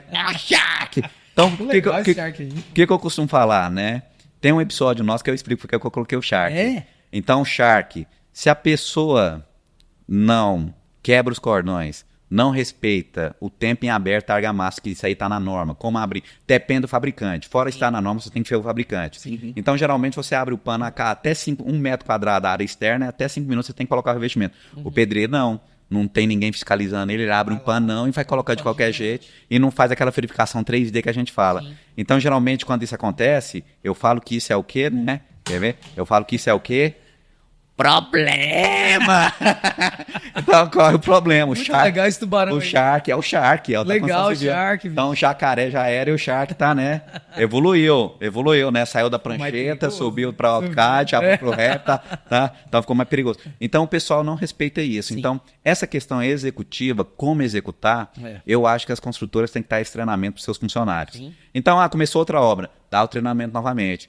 O encarregado, o engenheiro, ele tem que andar na obra e verificar essa parte inicial. Sim. Então, a construtora chama o funcionário, vamos supor que eu chamo aqui o Danilo e o Lucas. Nós vamos começar o revestimento, a fachada. Então, vocês vão lavar a fachada, vocês vão aplicar a argamassa em 1 metro quadrado e vai vir quebrando, se for acima de 900 centímetros quadrados, dupla colagem. Então, fazer todo aquele procedimento, tente de 8. O tente de 6 é só para menorzinho, né? Quase Só menor que 400 centímetros quadrados. Tente de 6. Então, tem a circular também, que você pode utilizar aquela... pode uma camada só. Uma camada só bem abundante, né? Então, essa questão. E o pessoal não faz esse treinamento na equipe. Então deixa para a experiência do cara. Porque se você for observar, geralmente uma família, você tem ali, às vezes você pode ter um pedreiro ali que está assentando seu revestimento cerâmico, e esse pedreiro vem da terceira geração da família dele, que sempre passou uma só e não sabe por que tem que passar a dupla colagem. Sim. Então, essa questão da dupla colagem também, eu fui ver depois, lendo norma, aprendendo. Por que aconteceu isso? Aconteceu porque não fez dupla colagem. Né? Aconteceu até uma situação comigo, quando eu estava na construtora, recém-formado, só que a obra não tinha sido eu engenheiro. Em que a obra teve que trocar 85% do revestimento. Nossa. Eu já te comentei isso, não, né? Não. Então, teve que trocar 85% do revestimento. E aí chamou o pessoal da cerâmica, a cerâmica falou, cerâmica não é o problema da nossa cerâmica. Entendi. Aí chamou o pessoal da argamassa, o problema não é da argamassa. E aí, foi o processo executivo, a maneira que vocês executaram. Não foi, porque a gente fez dupla colagem. E realmente tinha sido feito dupla colagem, tinha procedimento. E aí ninguém queria assumir a culpa, tal, contratou, né, a professora Carazé? Helena Karaszek. Né, a professora Helena, né, ela foi minha professora, né, assim como o esposo dela, o Oswaldo Cascudo. Então eu estudei com eles na graduação e eu tive a honra de estudar com ela também no mestrado. O que chama atenção é que eu tenho lá um manual do primeiro SBTA, Simpósio Brasileiro de Tecnologia e Argamassa, que as páginas até amarela, foi em 1990. Aí quando eu abro lá, comissão organizadora, a professora Helena estava lá. Então foi assim, surgiu, né, Deus criou a argamassa e logo colocou a professora Helena do lado para tomar conta. Brincadeira da parte. Mas assim, e aí ela foi contratada. E a professora Helena, ela gosta muito de estudo. Então ela recebe, com certeza ela recebe proposta. Eu já escutei ela comentando isso. Ela falou, recebi proposta para ser representante, trabalhar para a empresa X e tal. Ela não gosta. Ela gosta de ensaios. Sim. Então ela foi contratada e achou uma manifestação patológica que é denominada, o nome popular é Coração Negro. Eu nunca esqueci esse nome porque parece que esse filme de Sessão da Tarde. E aí ela foi identificou essa manifestação patológica. Resumindo, essa manifestação patológica era de origem de fabricação fabril do material. Nossa, então, massa ou do revestimento? O revestimento do biscoito do biscoito com a parte... Processo fabril mesmo. Fabril mesmo, tá? Indústria, já veio com esse problema. Então era ali do biscoito com a parte do esmalte. Então você tinha uma lâmina ali microscopicamente que promovia essa expansibilidade. Então trocou. A empresa... Essa aí ninguém sabe disso, viu? O pessoal... Coração Negro. Coração Negro. Essa anomalia, se eu falar no grupo de patologia... Eles vão falar Corcel Negro, né? Que filme é esse? E aí chamou atenção, porque aí foi a primeira vez que se atentou, né? A sorte que tínhamos caixas desse lote e foi feito ensaio em cima dessa loja, identificou. A empresa pagou tudo. Só que não é só pagar o revestimento. Sim. Então você trabalhou com pós-obra, você chega lá, na hora que você fala, eu sou da construtora, eu vim ver seu problema, o cara já quer te matar. Nossa Senhora. Você é xingado por uma coisa que você não fez, porque você está representando a construtora. Sim. Aí o cara acabou de mudar, você pega não, vamos colocar você num apartamento da construtora. Nossa. Você pega tudo dele, pega a televisão, pega os móveis, leva para lá, e aí durante a execução da obra, o telefone toca, você atende ao porteiro lá do prédio, fala, o pessoal tá usando o telefone ou tá usando o elevador social. O pessoal tá almoçando no lugar fora. O pessoal deixou o elevador sujo. E aí você faz tudo, quebra, demolição, gasta com caçamba, servente para quebrar, para levar até a caçamba, pedreiro para... Resumindo, só na construção civil que eu vejo que a manutenção sai mais cara do que você executar uma vez da maneira correta. A história dessa peça aí... E aí, rápido, só para finalizar, você pode. Aí finalizando. Aí quando você entrega tudo, o cara liga pra você e fala assim, cara, meu guarda-roupa, a porta agora ele tava novinho, tá com arranhada aqui. Aí você vai, resumindo, vai só aumentando. Olha o custo que a construtora teve. Agora imagine nós, começo de carreira, você que tá começando sua carreira como construtor, não respeita. Se a construtora não tivesse executado dupla colagem, tinha perdido a garantia. Nossa. Já estava errado. Eu falo assim, mas você não executou da forma coerente, então a gente não vai assumir. Né? Então, só de você executar errado, você pode estar assumindo esse erro. E se é a gente, imagina uma casa de alto padrão. Nossa, tá doido. Fugir. Bacana, né? Fugir. A capa, né? Usar a capa lá, Caverna do Dragão, coloca aí a capa aí da menininha que tá aparecendo, né? A capinha. Conta o caso, Lucas. Então, essa peça que você mostrou, você consegue mostrar ela de novo? Consigo. O pessoal vai mostrar a imagem 1, Enio. É o seguinte, coloca aí, por favor, essa imagem. Peça foi uma inspeção de fachada que a gente executou. E a gente consegue ver um monte de anomalias associadas, principalmente falhas executivas, né? Então a gente vê a ausência de argamassa colante no Tardós. Exatamente. Tem que ter por normativa no mínimo 90%, e nunca que tem 90%. Assim, eu não entendo como a pessoa tá certo, colocar 90%. Já que você vai colocar 90%, passa 100 logo. Passa 100? Não, a gente sempre recomenda passar 100. Passar 100. Aí a ausência de quebra dos cordões. Isso. Um monte, a firula que o pedreiro faz, acho que é culpado Van Gogh, tem que ser sempre paralelo. Sempre paralelo, o pessoal comenta isso. Tardós paralelo, substrato paralelo. Para você fazer o travamento correto. Aí você faz o arraste no sentido contrário, então a pessoa... O arraste perpendicular ao cordão. Perfeito. Colocou aqui, perfeito. Porque é o seguinte, o pessoal fica muito na dúvida. Vou fazer piso, NBR 3753. Eu tenho que fazer paralelo ou cruzado? Essa pergunta... Só faz cruzado. Faz cruzado. Faz cruzado. E aí tem porque a norma fala. A norma fala fazer cruzado. Só que quando a gente pega a norma de fachadas, que é esse caso aqui... Paralelo. Ela fala paralelo. Só que a norma de fachadas é muito mais criteriosa. Porque se um revestimento de fachada, por exemplo, desplaca, ele traz muito mais riscos do que um piso desplacando. O piso é o som cave. O outro caiu no 30º. O pessoal não faz manutenção, você não tá ali, tá passando pra lá e pra cá, pô, cai. Aí o que aconteceu nesse caso? A gente fez a inspeção de fachada de um prédio daqui de Goiânia, de mais de 30 pavimentos, tá? E essa fachada tava toda descolada. O que é o descolamento? É quando o revestimento se desliga do substrato, mas ainda não caiu. Então, visualmente, você não tem o problema. Então, no jurídico, inclusive, é chamado de vício redibitório. Na construção civil, de vício oculto.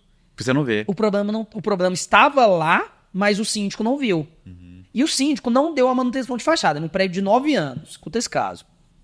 E aí, eles chamaram a gente para fazer inspeção de fachada, a gente abriu a janela de inspeção, retirou algumas peças, entendeu que as falhas eram executivas, e a gente foi ver. 9 anos. 9 anos. 9 anos. E aí você pega a NBR 5674, que é a norma de manutenção, certo. Ela fala que a cada 3 anos eu preciso da manutenção. Aí eu preciso fazer lavagem, inspecionar, se necessário, levar uma equipe especializada para percutir, e eles não fizeram isso. Aí a pergunta. Calma. A pergunta. A pergunta é a seguinte, eles não fizeram, mas eles tinham um plano de manutenção? Isso, pronto. Aí você chegou no ponto. Que a pergunta é... Aonde que o síndico, o administrador, tem que se embasar para dar manutenção? No manual de uso e operação, que é oferecido pela construtora. E a construtora não tinha colocado esse requisito da NBR 5674, que falava sobre essa manutenção a cada 3 anos. Entendi. Ou seja, apesar do prédio ter 9 anos, e ele deveria ter tido manutenção a cada 3, o síndico não tem que saber qual que é a norma de dar manutenção. Você compra um carro novo... Você tem que pegar Quem já teve a oportunidade de comprar o carro novo, chega lá, a primeira coisa, eles falam, coloca um laço para tirar sua atenção. É isso. E aí você tá doido querendo pegar o carro, aí eles te chamam pra salinha, ela fala, vou te apresentar um manual. O manual parece, o dobro da Bíblia. É o dobro da Bíblia. E aí o cara explica tudo, mas resumindo, se você não troca o óleo que tá no manual, se você não dá manutenção, você perdeu a garantia. Isso. Né? Então, qual foi o erro da construtora? Primeiro, não colocar o período de manutenção, e segundo, executar errado. Então ela executou errado. A gente, na engenharia diagnóstica, chama de anomalia endógena, fruto de falha construtiva. Então eles erraram. Já nasceu com externa na construção. Já nasceu errado. Não colocou no manual do proprietário. Esse custo dessa manutenção dessa fachada, só a parte cerâmica, que era a parte pequena, ficou em R$548 mil. Tirando tudo, lixando, aplicando, lavando. Isso aí. Conforme a recomendação que a gente colocou no laudo de inspeção. Entendi. Quem que vai arcar com esse custo? A construtora ou o síndico? E aí? Aí vai rolar na justiça. Mas se vocês tiverem que responder, vocês aí, coloca no comentário. Quem que vai pagar? A construtora ou o condomínio? O síndico ou a construtora? Já rolou? Ainda não rolou. Tá rolando. Tá rolando ainda. Você, disso, né? quem que você acharia que ia pagar o custo? A construtora ou o síndico? A folha foi... Não, pra mim seria assim, de cara, óbvio, mas... A resposta que eu já vou falar assim, ó, não vai sobrar nada pra construtora, mas pra mim tinha que ser a construtora. Eu acho que vai ser a construtora. Eu acho que vai ser a construtora. Mesmo não tendo menos 5 anos, que é a garantia legal, né? Tem que ser jurisprudência. Então tem muitos... O que é jurisprudência, né? Casos similares. Em que a construtora teve que arcar. E tem um jurídico, inclusive o síndico desse prédio é advogado. Porque o pessoal fala assim, eu entendi você, porque geralmente o pessoal pensa assim, não, mas já passou de 5 anos. É, isso aí. Não tem uma manutenção. Você não leva em consideração? Mas em compensação, Manual. em compensação, se eles tivessem o manual, o plano de manutenção, a construtora estava livre. Esse lembra um caso, né? Um caso famoso que aconteceu no Rio de Janeiro. Eu acho que de uma estudante de fisioterapia, não recordo, né? Mas eu sei, pelo Matheus Leone, né? Que ele falou que foi dar um curso de pós e essa menina estava fazendo engenharia. É um caso que aconteceu que desprendeu uma pedra e atingiu. Ela ficou em coma. Nossa. Ela não chegou a morrer. Né? Ela ficou em coma, aí ela voltou e tudo, e que ela estava fazendo, que ela ia atuar nessa área. Ela iria desenvolver isso. Então chama muita atenção, porque o quê? Por que a gente tema, então, revestimento de fachada? Porque geralmente são fatais. É isso aí. Tá? Então, por exemplo, cai uma pedra, a altura que cai atinge uma pessoa lá embaixo, vamos piorar, vamos supor que atinge seu filho que tem meses de vida. Então você tem que assustar isso para o pessoal realmente ir lá e atuar. Geralmente, qualquer manifestação patológica que ocorre na fachada, nesse tipo de desplacamento, né, que a gente fala de desplacamento, ou então você está ali soltando, que a gente está falando, né, desprendimento volumétrico, eu coloco num grau CUT, né, grau urgência que você fala, Lu? Gravidade. Você coloca o quê? Nota máxima, né? Máxima, porque é diferente um desplacamento, que você tá aqui, ó, essa parede tá desplacando. Não, aqui dentro eu consigo resolver, beleza, do que do lado de fora que tá no 35º pavimento. Com certeza. Então, isso aí chama muita questão. Então, a gente tá colocando as imagens pra vocês verem aqui que o Lucas tá comentando esse valor dessa fachada. Né? Então, são as imagens 1 que tem aí, né? Tá o Eudes segurando, né? E aí, na imagem 2, mostra aqui vocês verificando. Sim. Então, você fez um ensaio, né? É o bate-fofo, né, que a gente fala. Sim. Então, o pessoal descendo ali com o martelinho, geralmente ABS. Isso. Né, vai descendo, batendo, aonde identifica um som carro, vai lá e marca, fala, ó, aqui tá com problema. Perfeito. Tá com problema. Então, vocês fizeram isso aqui. O Eudes, né, esse aqui era o Eudes ou não? Não, esse é o Joel. É o Joel. Que o Eudes também, o Eudes é doidão, né? Assim, eu falo doidão, mas o Eudes é técnico de segurança, ele sabe, tem treinar, fazer rapel e tudo. Ele desce conferindo. Mas eu não, nem me pagando, eu disse aqui, né? Tem labirintite, eu não posso. Eu não... Eu queria, mas labirintite não deixa. Eu lembro quando eu comecei, eu lembro quando eu tava começando em obra vertical. Eu tava começando em obra vertical, aí chegava como daqui até uns 2,5 metros ali, eu parava. Aí o Moacir, o dono da consultoria, lá na beirada, olhava e falava, ué, Ricardo, você tem medo? Eu falo, cuidado. O cuidado não é medo, eu tenho segurança. O medo protege a gente. Cara, aí depois passa. Depois passa e eu tava andando na beirada pra lá e pra cá. Você ganha confiança demais. Você ganha confiança. É igual o eletricista quando é muito confiante. É igual quando você começa... É o cara que sai no jornal. Quando você começou a namorar... Quando você começou a namorar sua esposa, a Poliana, ela tinha cachorro? Tinha. Era um pitbull, um cachorro grande? Não. Você chegou com medo, né? Do pai. Fiquei com medo do pai, do cachorro. Aí depois você aí com o tempo você chegava lá e falava assim, né? Ô, seu velho, ô, seu gordo. Perdeu o medo, né? Botava o pé no sofá. Perdeu o medo. A mesma coisa na obra, né? No começo a gente chega com aquele receio, com aquele medo. Com o tempo você já tá ali. É isso que eu falo. Na vida. Você perde o medo. Esse que é o problema para acidente de trabalho. Né? Então você chega ali, a pessoa tem um pitbull ali, você chega, esse cachorro vai morder. Na hora que você vê, você tá chutando e assustando o cachorro, né? Você vai matar, depois você tá dando. Depois ele pegou minha cerveja, só cadê minha cerveja? Tava aqui, você tá bebendo, né? Não pode. E aí na imagem 4, né? A imagem 4, vocês vão ver aí, é só um escopo de um projeto de fachada que você compartilhou. É um mapeamento que você fez, apontando ali as manifestações patológicas que você identificou no momento. Que eu acho que foi o Danilo que fez isso. Né? O Danilo que fez, né, Danilo? Eu não lembro. Acho que se você olhar, você vai ver. Então colocou os pontos aqui, ó, em verde, em destaque. Então eu vi que foi feito aqui e apontou. Legal. Apontou aqui. Ficou bem feito, porque foi o Danilo que fez. Danilo que fez, ficou bem feito. Aí eu coloquei aqui, né, uma coisa que nós comentamos, o pessoal vai estar com a imagem 5, né? A imagem 5 e a imagem 5.1, que são sobre as normas de desempenho que você comentou aqui, né? Então, assim, eu recomendo você que está assistindo o podcast, pelo menos uma vez na vida, você sentar e falar, vou dar uma lida nessa norma de desempenho. Pega um final de semana, lê uma, lê a outra, não são muitas. É chata, mas toda norma é chata, né, cara? Toda norma. Eu acho que uma norma que eu acho legal, que eu gostei de ler, foi a 13755. E a 16747 também sou apaixonado. Também é. Mas sabe por que eu acho que ela é chata? E eu aprendi com você. Porque a norma de desempenho não é uma norma prescritiva. Ela não é. Ela não prescreve. Não. Ela não fala, você tem que fazer uma parede de 14. Exatamente. Ela fala, você tem que ter uma redução sonora de 50 decibéis. Ela é o que eu vou fazer? Se vira, meu. Não sabe. Eu falo que ela é o poderoso chefão. Deu eu quero isso. Quinta-feira, 4h40, você sai que hora da obra? 5. Ela fala, eu quero relatório na minha mesa amanhã às 6 quando você chegar. Se vira se você vai ficar à noite, ela não quer saber, ela só quer entregar o resultado. É 11h55 da manhã, fala, ó, preciso do relatório já tarde, Isso. sexta-feira. É. Você, pô, não vai ter Não vou sextou? almoçar. Não vai ter sextou? Norma de desempenho é o poderoso chefão. Eu não sei a opinião de vocês quanto isso. Eu tenho a impressão, pelo menos na minha visão, a norma de desempenho, ela pega todas as outras, amarra Sim. e ela fala assim. Ela ramifica falou- pra você falou- centenas de outros A Isso. norma de desempenho, ela não abrange especificamente o item, aquele que falou, ela tá baseada no tripé, né, Lucas? Isso. Segurança, habitabilidade e desempenho. Mas, por exemplo, o Lucas, isso eu aprendi com o Lucas. Por exemplo, ela não fala a questão de... Aonde que ela fala em impermeabilização? Ela não fala. Você tem que ir em norma de impermeabilização. Ela fala salubridade e estanqueidade. Porque o que Verdade. acontece? A questão da impermeabilização, então, tende a evitar, né, o fluxo de água. Geralmente a água, né? Mas de fluidos. Mas geralmente na construção civil, água.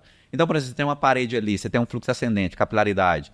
A umidade relativa passou de 65%, geralmente é isso que acontece, começa a ter desenvolvimento de fungos e mofos. Então, como que eu evito isso? Aí puxa a norma de impermeabilização, que eu acho engraçado, porque geralmente você tem diversas normas, mas a gente aprende quais primeiro? 9574 e 9575. E o que me chama atenção, Lucas, acho que eu nunca comentei isso com você. A gente primeiro planeja e executa ou executa e planeja? O ideal seria planejamento e execução. Exatamente. Por que a norma de impermeabilização, a primeira, seleção e projeto é a 9575 e depois execução 9574? Não sei, Atualização. não sei. Não, a atualização seria barra alguma coisa. É verdade. Né? Você já pensar nisso? Originalmente, Tinha que ser 9574. execução, depois, Originalmente é execução e depois seleção. Depois seleção projeto. E isso é o que é original. O certo seja, tinha que ser o inverso. Nesse ínterim, eles executavam sem o projeto. Ou com projeto sem normativa. Exatamente. Assim, chama atenção. Só com as normas próprias, né? Por exemplo, a de mantos asfálticos 9952 é bem antiga. Então, por exemplo, Antiga. manta asfáltico, vou pegar essa norma.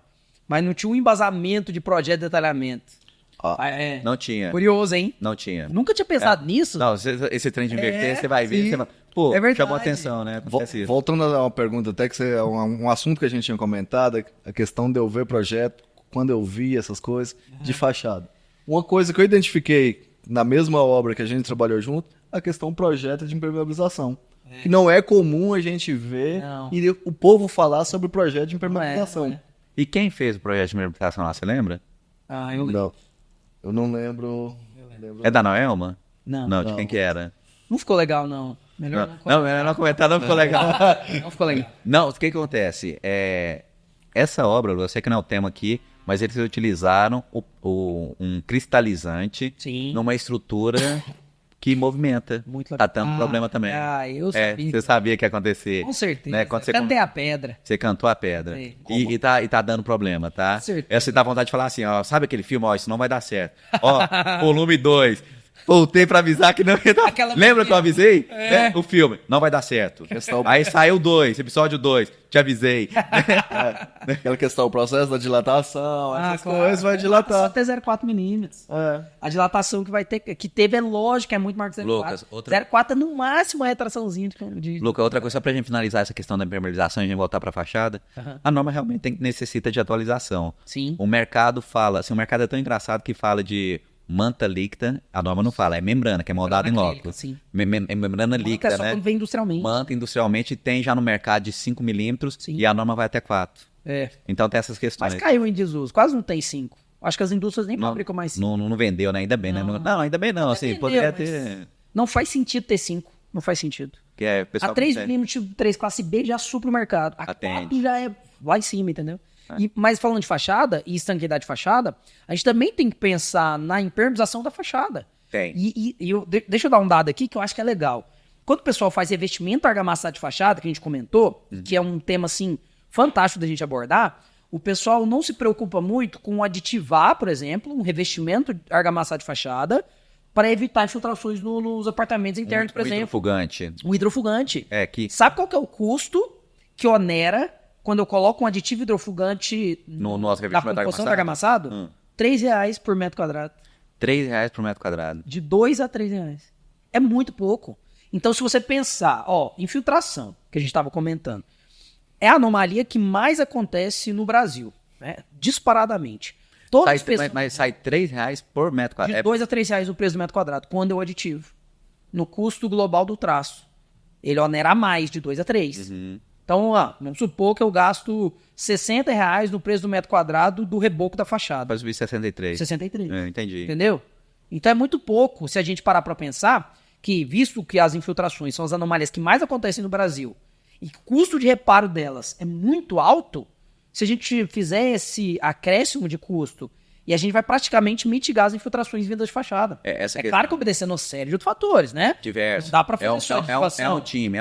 Tem que fazer eu costumava falar o seguinte, se a gente for analisar somente o Messi, Sim. a Argentina era para ter não sei quantos títulos, né? Sim. Então a Argentina não era campeã quando eu falava isso. Agora eu não posso nem falar isso. Tem que mudar Agora o time. já foi. Tem que Foi mudar, campeão. acabou. Então você tem que pegar, né, de Maria, então bom. Maradona não era. Vamos passar pro Cristiano Ronaldo. Cristiano Ronaldo falar, se eu fosse analisar o time lá que o Cristiano Ronaldo tá pelo Cristiano Ronaldo, né? Então não posso nem falar da Argentina mais. Portugal já chegou um cara de título mundial. Mano, tá doido. Então a Argentina eu nem posso falar mais, né, Lucas? E então você falou um ponto importante. Então essa questão, quando a gente fala em fachada, falando em revestimento argamassado, você comentou com a gente as fissuras mapeadas. Então nós temos fissuras mapeadas, fissuras geométricas. Então o pessoal comenta o seguinte: como que eu evito, então, por exemplo, fissuras mapeadas? Como é que eu evito fissuras mapeadas? Mapeadas? As mapeadas normalmente são frutos de retração. Exatamente. E a retração ela pode acontecer ou em decorrência do traço, também aprendi com o Ricardo Andrade, Isso. ou em decorrência da cura, que quase ninguém faz também. É muito comum, por exemplo, a gente dá aula de pós-graduação no Brasil inteiro. Quantas aulas a gente não dá que a gente cita sobre as curas, cura 3 dias ao dia, no mínimo. Fazer uma pergunta. E o pessoal fala, fazer uma pergunta para faz? vocês dois e para quem está assistindo o podcast. Você tá andando na obra, quando você estava ali atuando na obra, ali, tete a tete, todo dia, né? Tomando café da manhã com os peão e tudo. Você foi andar na obra, fazer aquela caminhada para verificar o serviço. Quem aqui já viu a metade de um saco de cimento aberto ou gesso? Quem já viu? Muito. E aí você não tem experiência e fala, uai, Zé, o que é isso aí? Aí, Totó, é para puxar mais rápido. Nossa. Porque você pega ali e realmente puxa. Então você pensa, tô aprendendo uma coisa que eu não aprendi na faculdade. Mas na hora que você vai ver o que é o pós, o que pode acontecer essa manifestação patológica, o funcionário aprendeu aquilo com o pai, que aprendeu com a avó. Então realmente ele faz aquilo, mas tá temperando a argamassa, tá aumentando ali o seu módulo de deformação. É isso aí. Então você vai ter uma argamassa mais rígida. Sim. E aí outra pergunta. Se eu fosse um carro hidratado, seria excelente. O baldinho de água também, né? Tá sempre ali. O excesso de desempenho também, Lucas. Você consegue, né? Então assim, eu colocaria como principais o traço incorreto. Traço incorreto. O uso de gesso, horrível. Cimento e gesso, horrível. A desempenadeira faz que ela molha, ela vai retrair também. Excesso de desempenho. Falta de cura. Essa pra mim é das campeãs. Pra mim é. Pra mim a falta de cura é a campeã de tudo. A falta de cura, você dá um exemplo, o cara fala assim, quero que você faz o reboco nessa parede aqui, né?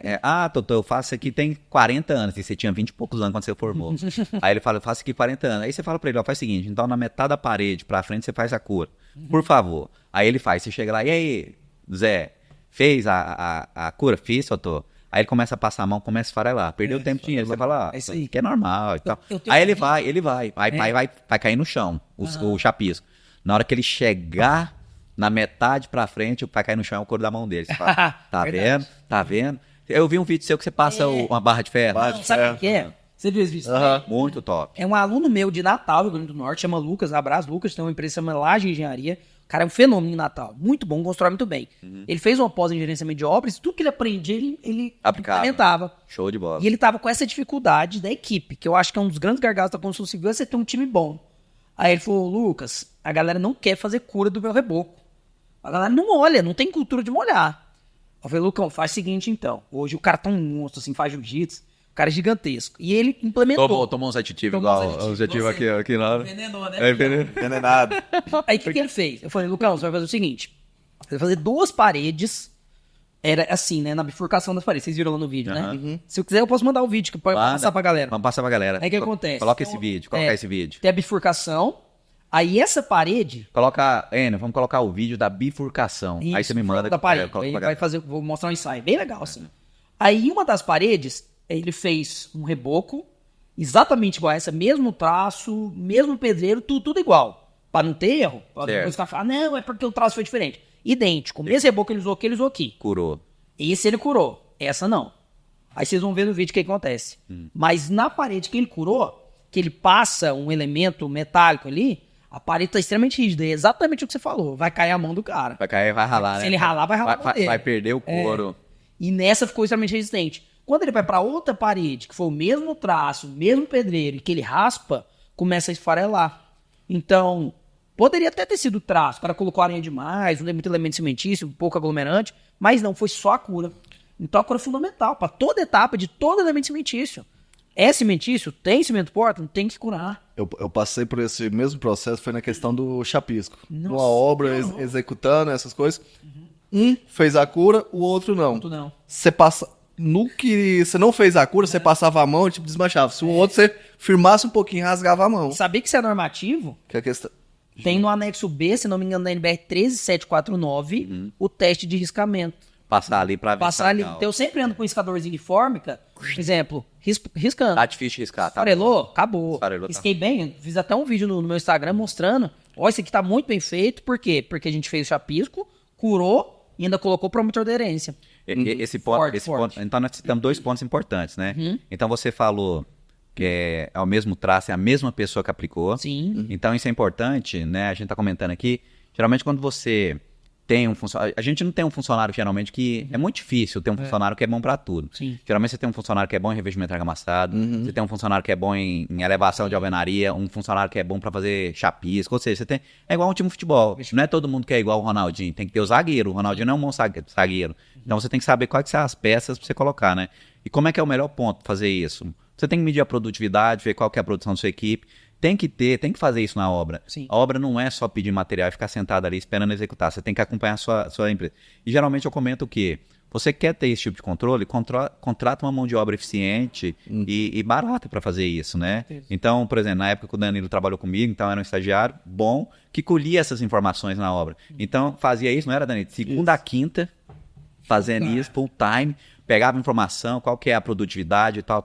E na sexta-feira eu colocava ele pra lavar meu carro. Não, brincadeira, Danilo. Brincadeira. Você fazia isso segunda a sexta, então fazia isso direitinho, né? Na sexta é lavar o carro. Lavar o carro, né? Não é assim, não. Que bom. Então, geralmente tem que fazer. Mas um ponto importante é o seguinte: dependendo do biotipo, como é que o cara interfere no resultado final. Então eu tô colocando uma imagem aí, Enio, é a imagem 15, em que é um gráfico aí de um trabalho da professora do Santos e Lemes, né, feito com a professora Helena Carazé, que é o Oswaldo Cascudo, né? E os dois, né? E que você tem um revestimento argamassado e que foi feito o teste de arrancamento manual. Legal. Então você observa ali que geralmente a 1 metro, ali entre 1 metro, 1,20 m, é onde apresenta as maiores resistências do teste de Mais escuro, né? arrancamento, o vermelhão. Então geralmente tem nota o quê? Geralmente é uma pessoa de 1,80 m em que a força da cintura ele tem aquela projeção. Então o que a gente comentando aqui? Que a projeção tem essa interferência, né, Lucas? Demais. Eu queria que você comentasse um pouco sobre a projeção pra galera aí. Esse gráfico eu acho ele incrível, porque a ergonomia do seu operacional, que é o seu colaborador que tá chapando a massa, ela vai ser muito melhor com ele em pé, né? Então o cara ali de 1,80 m, muito maior que eu, né? Ele tá chapando a massa. Esse cara aqui a gente deduz que tem 1,80 m. Mais ou menos. E se fosse aqui, e se fosse no rodapé Rodapé forte aqui? Ia ser eu chapando. O Lucas. Então o que é essa imagem? O que ela tá indicando? Porque eu sou mais baixo, vocês não conseguem ver que eu tô sentado, mas eu sou mais baixo. Então, se fosse fazer um gráfico de eu aplicando essa massa, Seria mais embaixo. seria né? mais embaixo, né? Mas só pra não perder a piada, mas vamos explicar tecnicamente. Eu acho que se não fosse no ponto central aqui, ó, o Danilo deve ter 1,70 e pouco e tal, não teria esse vermelhão, não teria nada. Pode ser. Porque ele ia quebrar a parede, né? Esse músculo dele aí. Não, a parede, né? Quebrar a alvenaria. Mas vamos lá, e aí? Mas, ó, por que eu acho esse gráfico incrível, assim, esse estudo incrível da Carazec do Casco? Muito legal. Porque ele mostra que a ergonomia do operacional infere diretamente na aderência do revestimento argamassado. Então, se aquele operacional está aplicando parte muito baixa, ele está com desconforto, ele vai aplicar com menor energia de aplicação. Exatamente. Em cima do mesmo jeito. Eu até coloco nas aulas da pós uns videozinhos do TikTok do cara pegando a massa e já vi. 5 metros de altura. Aí eu falei, galera, e aí, vocês acham que vai ficar legal? Vocês contratariam esse cara aqui? A galera, nossa, o cara é bom de mira. Mas e a aderência? Péssima, péssima. Se vocês pegarem aquela massa que o cara chapou, não sei nem como é que ele vai sarrafiar, mas vamos supor que ele consegue sarrafiar. Se você fizer um teste de arrancamento, que a gente... Depois vou até mostrar a imagem, certo, né? Do arrancamento no ensaio do dinamômetro, isso, né? A questão do arrancamento, né? A questão do arrancamento que o Lucas comentou, o Enio, são as imagens 19. Aí você vai colocar as imagens de C9. Nossa, vai ficar legal. Vai ficar legal. É. E aí mostra ali o cara usando dinamômetro, extraindo ali. Extraindo. Isso. Então, Vamos comentar sobre, mas Tá. vamos colocar a imagem aí que a gente vai comentar. Mas vamos mostrar no gráfico, então, pra gente Isso. não pular lá na frente. Isso. Então, se ele fizer esse ensaio de arrancamento naquele ponto, vai dar um valor muito baixo. Então, depois a gente vai comentar sobre esse ensaio de arrancamento, mas a gente provavelmente vai notar que na interface entre o revestimento argamassado e o substrato, Que geralmente é o chapisco, a alvenaria. e no vídeo nem tem chapisco, inclusive, né? Então ele vai rompendo aquele ponto. E o Que valor é o vai ser adesivo. muito baixo da RA. A ruptura adesiva. Ruptura adesiva. Que é o que tá na imagem aqui, que ele vai mostrar aí, né? Que você até mandou pra mim aqui. Sim. Que é essa imagem do Essa cara aí. segurando um pedaço ali do revestimento argamassado. Né? que Esse é meu dedinho. você consegue, é o dedinho do Lucas. É o dedinho do Você Lucas. consegue até ver ali, ó, a impressão digital do tijolo. Não tem chapisco nenhum nesse Chapisco nenhum, ou nesse seja, sistema. é adesivo mesmo. Adesivo. Né? Quanto você acha que foi o valor da resistência de aderência à tração daquela pecinha que tava sem chapisco e que eu fiz o arrancamento? Não, por Isso que a norma fala que eu tenho que ter no mínimo 0,2 MPa. Quanto você acha? 0,2, 0,05, Eu sei. 0,10, 0,00. 0,00, zerou. Zero. Zerou. Não tinha aderência nenhuma. Não chegou nenhum. Não. E aí, uma coisa assim que eu não sei se você já pensou nisso, Lucas. O pessoal, a gente falou da argamassa, um material flexível que absorve a deformação, que quem absorve a deformação, aí o pessoal chega na obra vendendo a argamassa lá que você passa lá, o cara sobe no tijolo, quebra o tijolo e fala, ó, essa argamassa é boa, se não aconteceu nada, o cara, mas o tijolo quebrou. O que você acha disso? Não, como é que é? Falei de O novo. cara vende uma argamassa que... Projetada? Não, Não? emenda de um tijolo para outro. E aí, a argamassa, ele coloca ali, adquire resistência, ele sobe no tijolo, quebra o tijolo e não acontece nada com a argamassa. Ele fala, tá vendo? A argamassa é muito boa, o tijolo quebrou e a argamassa não quebrou. Pode até ser que a argamassa seja resistente, né? Mas nós falamos de interface, O negócio é que a argamassa é que absorve a deformação. Sim, sim. Então, ela tem que absorver primeiro, porque se for pro tijolo, a coisa é mais séria. Ah, não. E aí a pergunta que eu falo é o seguinte, né? Por que eu comentei isso? A gente comenta muito, você comentou sobre o teste de arrancamento. 0,2 interno, né? Tem de 0,2 a 0,3. 0,3. Eu coloco 0,3 na cabeça para Porque também tem 0,3 Tem 0,3 interno. interno. Tem Quando o 0,3 revestimento interno. é revestimento cerâmico, tem que Isso. ser 0,3. 0,3. Quando é pintura, 0,2 interno. 0,2 interno. Externo, sempre 0,3. Eu sempre coloco 0,3 na cabeça. É, eu mesmo, também. Mas 0,2, 0,3. Sim. E externamente, antigamente era 0,3 e foi para 0,5. Sim. Beleza. Então a gente sabe 0,5 é o externo. Tem que tomar cuidado Que, com isso, né? que aumentou. Ou seja, você vê que é mais... Sim. A fachada externa é mais exigida. Mas aí a pergunta é, a gente fala muito da questão de atingir o mínimo. Sim. E qual que é o máximo? Norma, eu nunca vi isso em norma. Mas eu tenho alguns experimentos que eu já realizei. Não, assim que eu falo o seguinte, porque a Assim, argamassa... não tem norma, não. Se você tem um elevado teste de arrancamento, significa que você tem um elevado consumo de cimento. E se você tem um elevado consumo de cimento, você tem uma elevada retração. E você tem mais fissuras de mapeamento. E outra coisa também. Então, isso não comenta. E sabe uma coisa que eu já vi, experimentos que eu já fiz? Que quando, e isso eu acho que foi um erro da norma, tá? Elevar demais a aderência. Por quê? Porque 0,3 de aderência é uma boa aderência. 0,3 MPa. Ela não vai te permitir desplacamento nem soncavos. Já era interessante. Se você tenta buscar uma argamassa que tem uma resistência tão alta assim, e eu já fiz experimentos que argamassas com até ou acima de 0,55 de arrancamento, elas têm um alto modo de elasticidade. O que acaba gerando muito mais anomalias. Porque ela é mais rígida. Claro, muito É mais mais rígida. rígida. E ninguém pensa nisso. É isso que Eu já isso fiz- me chama atenção. Eu já fiz perícias, por exemplo, em que eu fiz o ensaio de arrancamento e que estava com aderência muito alta, mas com descolamento. Falei, cara, mas como que eu tenho uma aderência tão alta e eu tô tendo problema? Por conta do molde de elasticidade. Toda fissurada, com um monte de problema, e a gente fez alguns ensaios para poder mensurar o molde de elasticidade, e o problema era aí.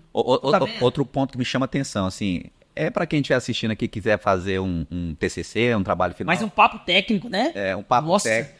Mas é importante, o papo técnico também é importante. Uma questão que chama atenção, né? Que assim, eu nunca vi um estudo relacionado, vou até pesquisar se tem. Lá na faculdade, Dani, você lembra, né? Quando a gente fez lá dimensão máxima característica, que o Lucas deu aula para vocês, eu também dei, na outra matéria, e o módulo de finura. Toda faculdade de engenharia faz isso aí. Sempre. Aí o cara fala assim, você tem que aprender isso por quê? Era igual um colega meu, né? Cara, onde que eu vou usar isso? Qual cálculo que você falou? Cara, cálculo não vai servir pra mim nada em engenharia. Ele tá fazendo pela 4ª vez. Nossa. Cara, mas por que que eu tenho... Onde que eu vou utilizar isso? Aí eu cheguei pra ele e falei assim, ó... Você for... né? Eu falei pra ele, eu lembro dele, né? Ele é muito inteligente, tecnicamente, um cara top, né? Maurício tá aí, top, né? Aí o Maurício falou, onde que eu vou usar esse? Eu falei, Maurício, é o seguinte... você não sei onde você vai usar não, mas você precisa pra você pegar seu diploma. Então, cara, mas ele tá certo. Quando você entende por que você vai usar, você aprende. Então, eu lembro que dimensão máxima característica eu não sabia por que eu utilizava e nem por que eu calculava o módulo de finura. Sim. Então, dimensão máxima característica, você faz ali as peneiras acumuladas, aquela que der igual ou imediatamente igual a 5%, inferior a 5%, essa é a dimensão máxima característica, que você tem essa associação comercial. Brita 0, Brita 1 e tudo, questão comercial. Beleza. E o módulo de finura, né, o pessoal aqui recordando lá de graduação, é o somatório das peneiras, exceto as intermediárias, e o fundo dividido por 100. Sim. Aí você tem 1, alguma coisa, né? Você tem essa situação aí. Eu li num trabalho, um trabalho de dissertação, não sei se foi dissertação ou tese, que a variação do módulo de finura, ou seja, você tem 1,10 e o outro 1. Esse que é mais fino, 1,10, esse 0,10 que tem no módulo de finura, você consome de 10 a 15 litros de água a mais no seu traço. Caramba. Então, onde você quer chegar, Ricardo? Se você consome mais água, para você manter a mesma relação água-cimento, você vai consumir mais cimento. Com certeza. Então, você pensa numa obra, num condomínio que tem geralmente 3 pavimentos. Você tem 3 pavimentos e tudo. Se eu comprar areia num fornecedor que eu fiz o ensaio na areia dele e me apresenta um módulo de finura menor, eu posso estar consumindo menos cimento. Qual que será a minha economia? Não sei. Economia só de fazer um ensaio de módulo de finura. Pois é, mas não tem isso. Então, é uma ideia aí que eu estou passando. Assim, se a gente for pensar... Interessante. Interessante a gente, quando associa o conhecimento técnico, aonde está aplicando na prática ali, aonde vai interferir na nossa economia. Eu lembro que um aluno uma vez te questionou o negócio de material. Eu lembro dessa história. Eu não tô lembrado, não. Depois você me conta. Mas assim, tem essas situações, né? Então, assim, você fica refletindo, você fala assim, pô, por que eu não pensei nisso lá atrás? Aí, né, é questão de colocar meu sogro aí, né, Enio? Enio, meu sogro. Enio, é o doutor Pedro, não meu sogro, doutor Pedro. Isso. Ele fala muito a questão da experiência. Então, com o tempo, você vai pensando, vai refletindo nisso. Então, é um assunto aí que eu creio que você está pensando agora, né? Cara, legal. Nunca cheguei a pensar nisso. Né? Então, acontece isso, a questão do agregado miúdo. Então, tem essa questão, a questão da cura. Então, se a gente não executar a cura, o que nós vamos ter? Problema, né? O Shark vai pegar. O Shark vai comer o engenheiro, o arquiteto da obra, né? Então, cai no colo o Shark tá ali, né? O Shark tá ali. Geralmente, né? Cai mesmo. Mas geralmente... O RT da obra que roda. Geralmente eu falo o seguinte, né? Então, geralmente eu falo o quê? Que o engenheiro vai direto pro céu. Porque os problemas ele tá passando tudo aqui na obra. Né? Vai direto pro céu. Então, você conhece. Ele não fez, ele não executou, ele não chapou a massa, deu merda. O engenheiro. Você vai responder. Então ele tem que andar na obra. Claro. E ele tem que conhecer o pessoal, por isso que eu falo que tem que caminhar na obra. O engenheiro tem que caminhar, tem que ver os procedimentos, tem que ver se está executando. E empresa, eu conheço muita empresa de médio e grande porte que tem a gestão da qualidade, tem a ISO 9001, tem aqui só para título, só para propaganda. Fachada. Você falou realmente. Documento 100% aprovado, de cima a baixo. Corre de 2 em 2 anos para manter o título. Então, eu tenho assim, vivência com isso, eu vejo que realmente acontece isso, Lucas. Então, a gente fica bastante chateado nesse meio, às vezes. Por que o cara não faz o correto, né? Então, só para inglês ver. Então, tem essa questão. E aí, né, a gente acompanhando aqui, deixa eu voltar aqui, vamos ver alguma imagem. Você viu? Tanto esplacamento. Aí, esse aqui, ó. Acho que é essa aqui de cima, né? Não. Essa aqui é uma parte da nova. Não, baixo. Essa. Não, tá não. Não, você mandou mesmo, eu que tirei. Tava 1, alguma coisa, tava 0,0. E aí, eu tô colocando aqui pro pessoal ver, Enio, você coloca aí a imagem 6, aí dona de casa morre atingido por um pedaço de reboco, é de 93, né? Essa imagem quem me cedeu foi a professora Helena. E aí tem outras, né? Continuando vendo aí, ó, reboco cai e atinge 2 pessoas na Carlos Gomes, né? Carlos Gomes eu acho que é no Rio. Salvador, Bahia. Você pesquisou? Salvador, Bahia. Sim, Salvador, Bahia. Carlos Gomes, né? E você vê que é uma obra antiga, né? Esquadria diferenciada, assim, não é aquela padrão no começo, né? E o pessoal tá utilizando o saibro. Né? Utilizando o saibro. Aí tem aquela clássica que eu falei pra você na imagem 8, que foi no Rio. Reboco se desprende de viaduto e atinge jovem na zona norte. O estado da vítima é grave. Então, aqui na reportagem, o repórter não tem obrigação de saber, mas que não é um reboco. É um pedaço de concreto, que é um outro assunto que atinge. Mas, resumindo, a estrutura, de uma maneira geral, ela precisa estar protegida, porque você precisa ter um revestimento de fachada que funciona como a pele, a vedação, que são os tijolos, como o músculo, para proteger a estrutura, que é o nosso esqueleto. E para você impedir, evitar esse tipo de problema aqui, é só através de uma correta fachada e uma correta impermeabilização. Com certeza. A fim de mitigar, evitar. O correto é evitar, ou pelo menos mitigar, que você pode ter carbonatação, aquelas questões todas que ocorrem. Recobrimento abdominal. O diverso, o pessoal não respeita. Adensamento correto, lançamento correto. Muitos donos de construtora, assim, realmente não... Não culpa nem espaçador. É diferente, por exemplo, igual eu tô aqui citando mais uma vez o Dr. Moacir, que, cara, eu lembro que eu tava na obra no começo, ele falava assim, cara, você fez isso, mas pra que eu vou fazer isso? Cara, lá na frente que eu ia ver, por que eu falei, então por isso que ele falou aquilo. Então, experiência é outro mundo, experiência é uma coisa assim que realmente é com o tempo, outro patamar. É associar aquilo com a experiência e você vai vendo, né? Geralmente eu costumo falar pros alunos, né, vocês que estão aí, geralmente você tem 3 maneiras de aprender. Lendo, estudando, né?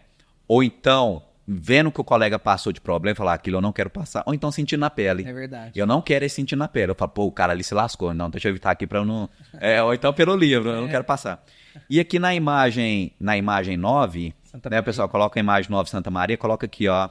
Após reboco de Sabar, fachada da Casa de Cultura de Santa Maria é isolado. E na reportagem fala o seguinte, não é a primeira vez. O que me chamou a atenção... Que eu vou colocar a imagem 10 aí, pessoal, a imagem 10.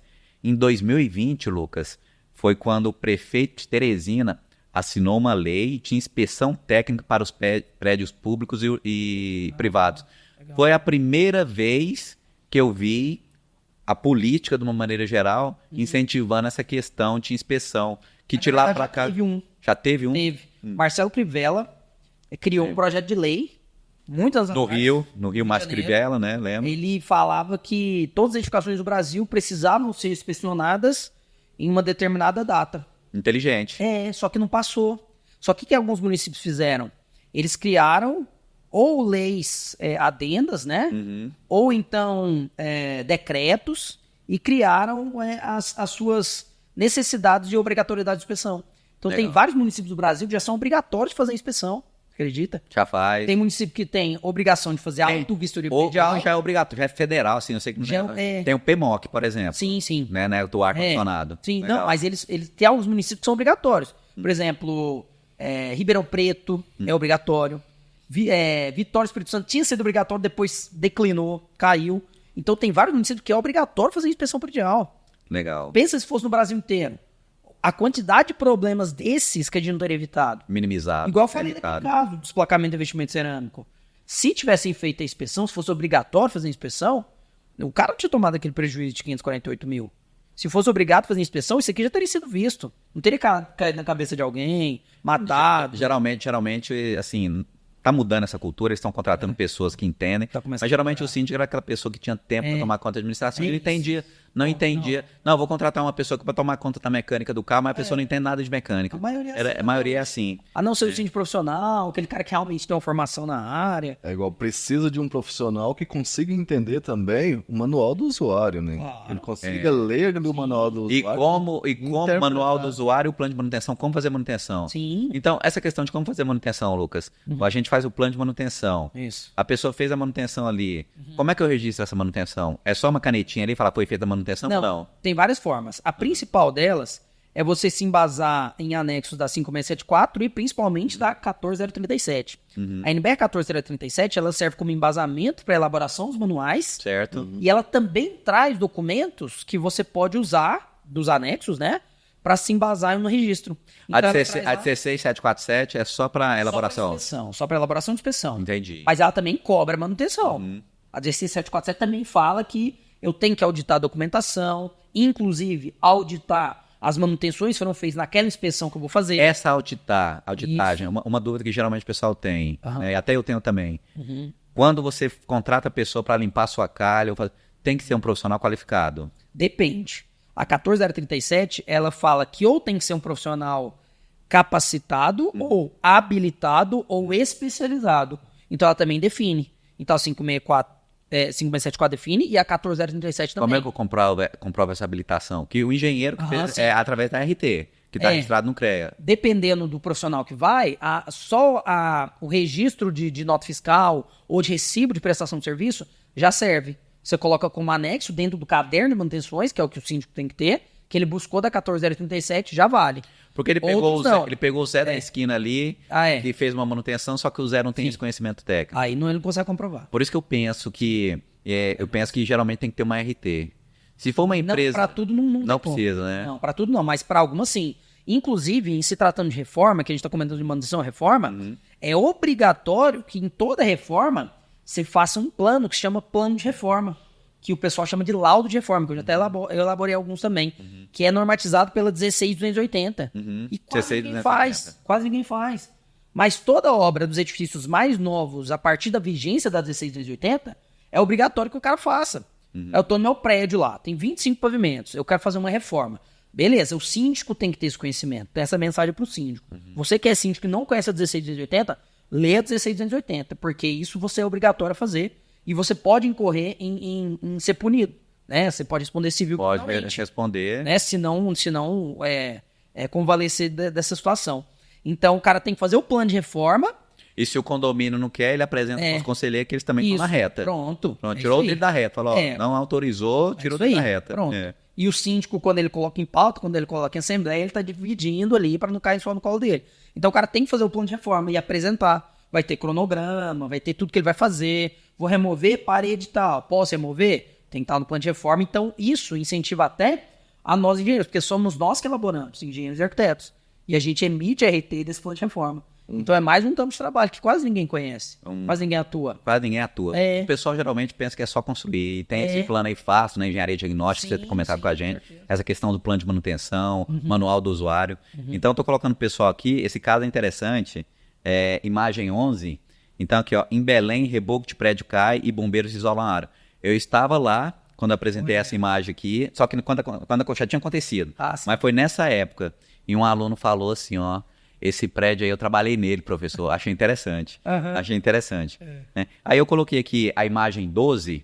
Então, só para a gente ter ideia, a principal questão do revestimento de fachada, claro que tem diversas situações para evitarmos manifestação patológica, mas o principal é não atingir, não afetar o que a gente chama de aderência. Sim. Então, eu coloquei na imagem aí, pessoal, a imagem 12.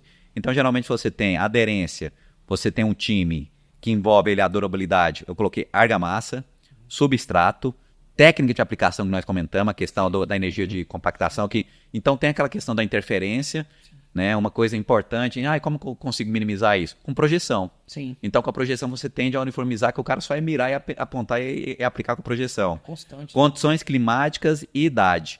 Então isso depende, quanto tempo que eu faço a cura? Gente, a gente sabe que na nossa região aqui, mês de agosto, setembro, ali, outubro, a umidade relativa é muito baixa. Então eu tenho que reforçar essa questão da cura. O pessoal da região sul, menos. Tanto é menos que às vezes até para concretagem eles têm que pegar aqueles tambor de 200 litros. Então aqueles tamborzão eles colocam lenha ali, colocam fogo e fica perto do concreto para auxiliar a reação química para atingir a cura do concreto. E do centro-oeste para cima do país é o contrário. Às vezes tem que meter gelo no concreto. Então você passa por uma retração grande. Demais. O pessoal não entende porque coloca o gelo, então excesso é uma reação exotérmica, precisa colocar o gelo para essas questões, para você evitar. Se passar da temperatura, pode fissurar. 65 graus. 60 graus já reparte o bloco ali. Então eu coloquei, então é uma situação importante. E uma situação importante que eu coloquei aqui, que nós comentamos, mas eu estou colocando a imagem para vocês, a imagem 13, pessoal, é lixar a estrutura, que nós comentamos. Então esse lixar a estrutura, eu acho interessante, porque eu passei por esse problema aqui na nossa região em Goiânia, em 2012 ou 2013 eu passei por esse problema. Então, eu executava o revestimento argamassado, estava na etapa de revestimento argamassado interno, e aí tínhamos o nosso mestre de obra, que é o Zé Carlos. Né, Zé Carlos, um abraço. Gente boa. Tamo juntos, Zé Carlos. Aposentou, já quer voltar a trabalhar. Aguentou ficar nem 2 semanas, né? Ficou, né? Aí ele falou, não, eu até porque aposentar, não quero saber de jeito nenhum de obra. Aí ele aposentou e falou, Carlos, não tô aguentando ficar aqui em casa, não. Tô querendo voltar a trabalhar. E ele chegava para mim e falava assim, Ricardo, lá no primeiro pavimento tá desplacando o revestimento. Aí o Zé, então tira tudo, lava, aplica o chapisco, faz a cura de chapisco. Aí ele fez. Aí depois ele chegou e falou, Ricardo, aconteceu no segundo, eu faço a mesma coisa no segundo. Ricardo, aconteceu no terceiro, eu faço a mesma coisa no terceiro. Ricardo, aconteceu lá no primeiro de novo, aquele ponto que a gente mexeu. Aí eu já comecei a pensar, a estrutura movimentando e tal. Cara, passei por esse problema e a estrutura... E não era, eu conversei com o projetista, não era. E realmente aconteceu isso, Lucas. Aí eu preocupado, o que eu faço e tal. Eu falei, se mandar passar bosta de cavalo, eu vou passar. E eu não, realmente. E aí veio um amigo meu de São Paulo, e aí ele chegou pra mim e falou assim, ó, hoje, Isso. Lixar a estrutura. Ele falou, você lixou a estrutura? Eu falei, pra que lixar a estrutura? Nunca fizemos isso, tá vendo? Ele, cara, a gente lixa lá. Mas eu, por que lixa? Ele, não sei, cara, a gente lixa. Esse, quando fala não sei, me matou. Aí eu lixei a estrutura e realmente resolveu o problema. Olha. Então fui estudar depois, a gente foi estudar depois, pra promover a aderência. Porque a colagem mecânica. Como era um prédio muito alto, FCK alto nos primeiros pavimentos, Muito lisa. muito comaltado. Muito comaltado. Você não tem ali, né? Você não tem os poros. Não então criou pra ali ancorar, né? para ancorar, resolveu. Nossa. Então aprendi nesse ponto aí. Então a questão Qual da que é o nome desmontagem do disco do lixamento? é o disco de baixo. Carbureto de silício. Ah, aquele circularzinho. É 2 daqui dá pra obra inteira. isso aí. E aí eu tô colocando aí. E é barato. A dica pra galera aí, ó. Disco de carbureto de silício. Disco de carbureto de silício. A imagem 13, gente. Tem aí? Tem aqui, ó. Eu coloquei aí, ó. Então o pessoal tá vendo a imagem, ó. A imagem, né? A imagem 13. Dele Porque o pessoal gosta de usar aquele rebolo, né? Não é legal. Muito mais difícil. Muito mais Tração difícil. demais. E a imagem 14. Essa dica é pedrada. Ó. Não, e o legal é o seguinte. Geralmente o que acontece nas últimas formas?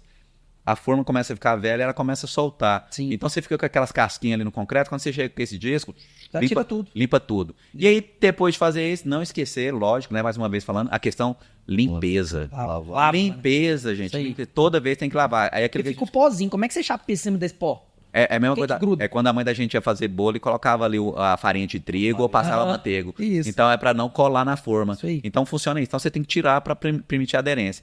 Então eu coloquei essa imagem aí de uma forma bem rápida, tá, gente? Não vai. Então achei interessante, tá? E, claro, depois você faz estudo que você comentou, a questão da cura. Então, assim, é um assunto mais uma vez importante. O pessoal às vezes não dá muita atenção à cura. Sim. Então a cura promove essa resistência. A cura é como se fosse o todinho, né? E pra quem não sabe, o é todinho. Coloca o todinho aí. Põe o todinho aí. Põe o Lucas. Sacanagem, então, o apelido do Lucas é Todinho. Né? Assim, gente, como é que funcionava na faculdade? Eu tinha o pensamento de bullying, mas quem concretizava, fazia a imagem e tudo, era o Danilo. Sobrava pra mim, sobrava da informática. Ele que cria o meme, né? Como é que pensa? Eu quero fazer isso, vai lá. Então, Photoshop da vida. Ó, tô te mandando aí, você faz pra mim aí. Então, Photoshop, tudo, mandava ver o Danilão. Então, o Danilão, o Danilo é parceiro, foi parceiro. Abertura da pós lá em... O Lucas dentro de uma xícara. Lucas, na sua piscina. Aquela viralizou demais. Aquela viralizou. Você tem ela até hoje? Não tem mais. Não tem mais, né? Aquela era top, né? Aquela era top. O Lucas no carro dele que ele adquiriu, né? No carrinho. É muito legal. Vou ver se eu acho essa imagem, vou ver se eu consigo colocar, mas vou ver se eu acho. Vai colocar. E a cura, então, só para reforçar a questão da cura, gente. Então, reforçamos a cura. Então, tudo, eu costumo falar o seguinte. Tudo que envolve cimento, cura, chapisco, tudo. Concreto, chapisco, emboço, reboco, massa única, tem que fazer a cura. Argamassa polimérica cimentícia. Argamassa polimérica cimentícia. Mete água. Mete água. Pronto. Então eu pensava muito nisso, e eu lembro que eu chegava na obra, Lucas, eu tava uma obra ali no Negrão de Lima, aqui em Goiânia, toda vez que eu chegava na segunda, eu subia lá, sabe quando você olha lá, toda perfeitinha, molhada em um canto, parecendo que água, a parte amarelada. Aí eu chamava o funcionário e falava, você molhou direito aqui, Ricardo? Molhei e tal. Você vê que né, faltava.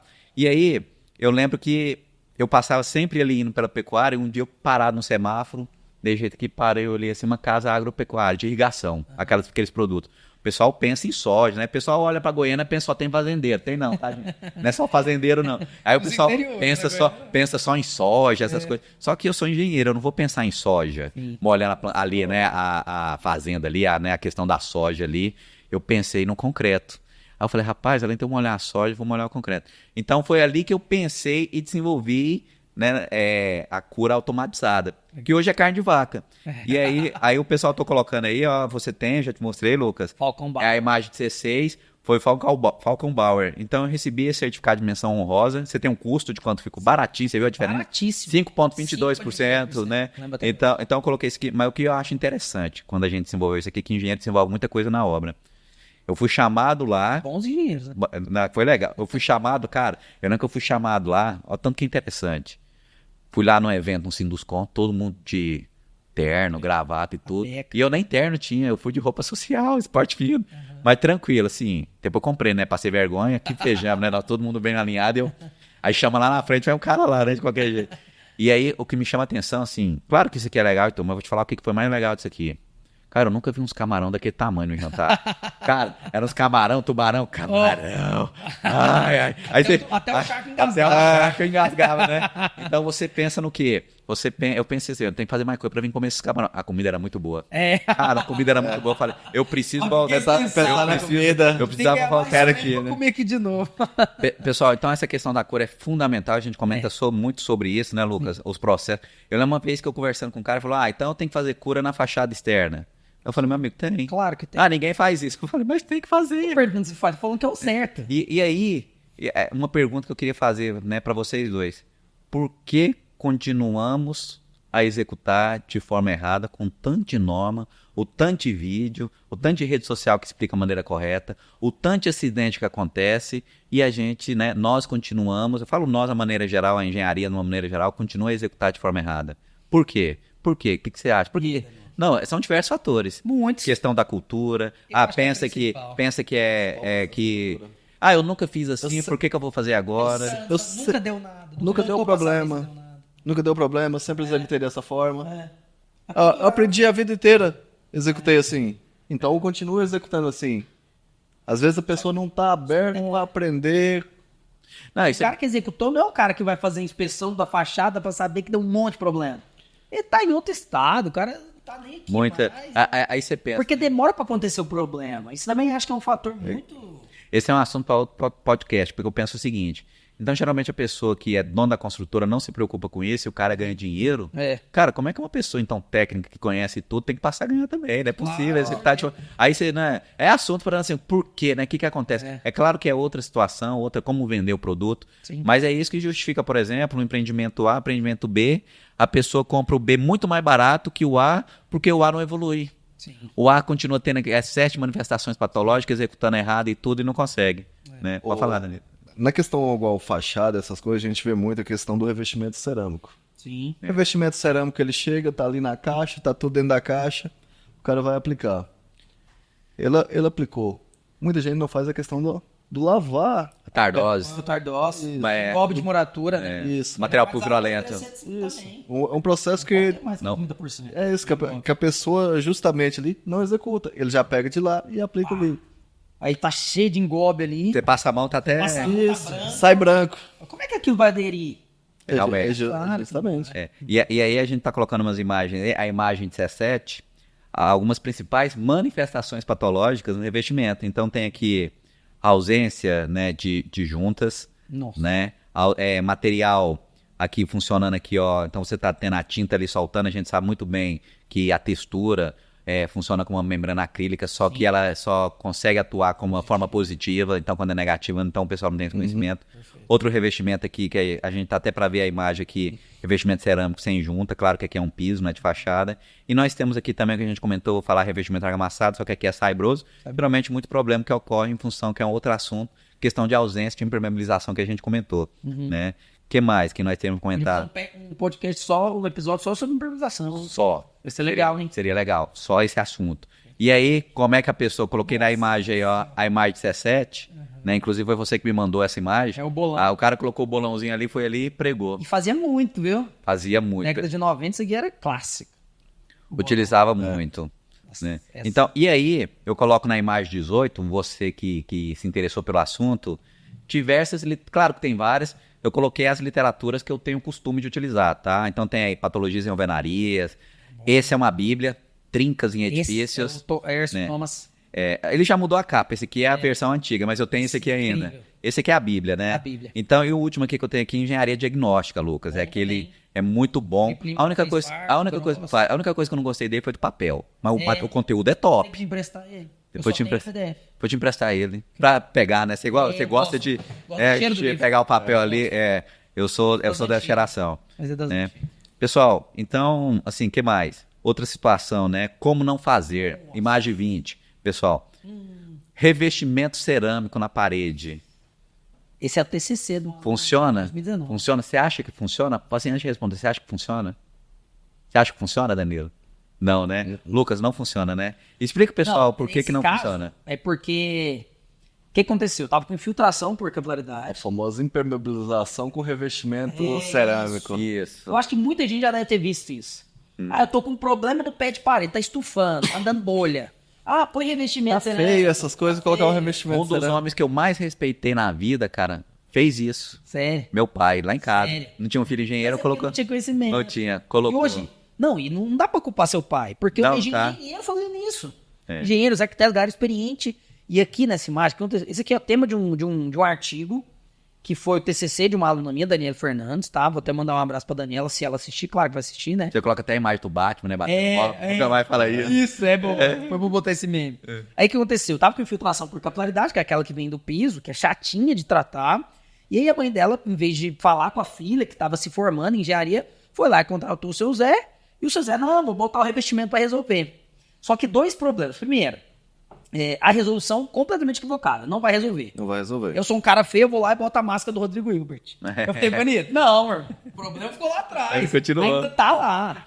E aí, 2 problemas que ele cometeu. Primeiro, escolheu de forma equivocada. Segundo, assentou de forma muito errada, que é aquilo que a gente falou sobre Ele aderência. não tirou, só picotou. Isso também é um clássico. Então, Picota pra colocar. picotar é o quê? Picotar vem com a picolinha. Vem Picotar é o quê?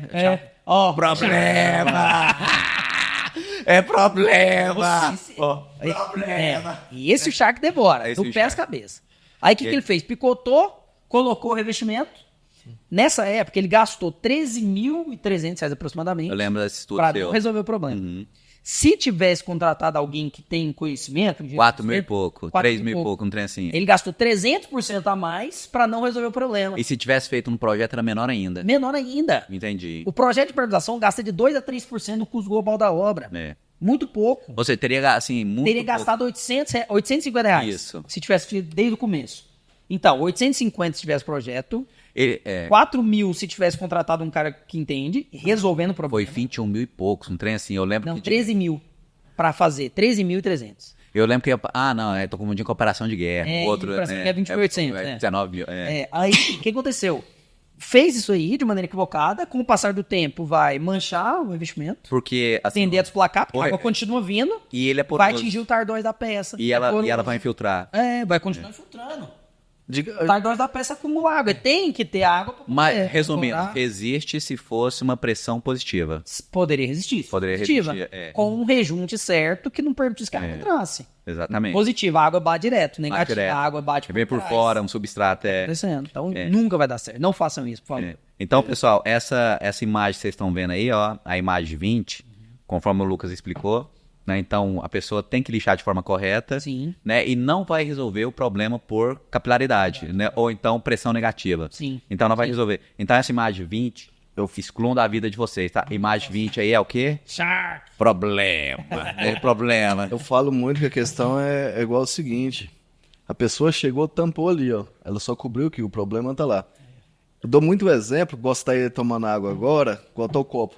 Eu pegar um fiozinho de algodão e colocar aqui, ó. É isso aí. A água continua jogando, ela vem tudinho pra fora. Isso aí. Ela vem molhando, ela vem subindo. Que é justamente a única coisa que a pessoa fez, ela cobriu o problema. Ela não tá Não visível solucionou o pra problema. ela, É. mas ela continua o Ausência problema. de conhecimento técnico, ausência de estar evoluindo. Pessoal, então, vai evoluir. Pessoal, então finalizando, Lucas, finalizando aqui, muito obrigado, tá? É um assunto que a gente pode chegar em, pode falar em junta, pode falar em revestimento, colocar de forma errada, tempo em aberto. pra pegar Então, esses pontos que eu falei, né? é um ponto bastante interessante. Eu queria agradecer, tá? Mais uma vez vocês aqui. Vamos mantendo contato sempre, diversos trabalhos e parceria. Danilo, obrigado. Você sabe que agradeço. tá com a gente conta com você sempre, tá?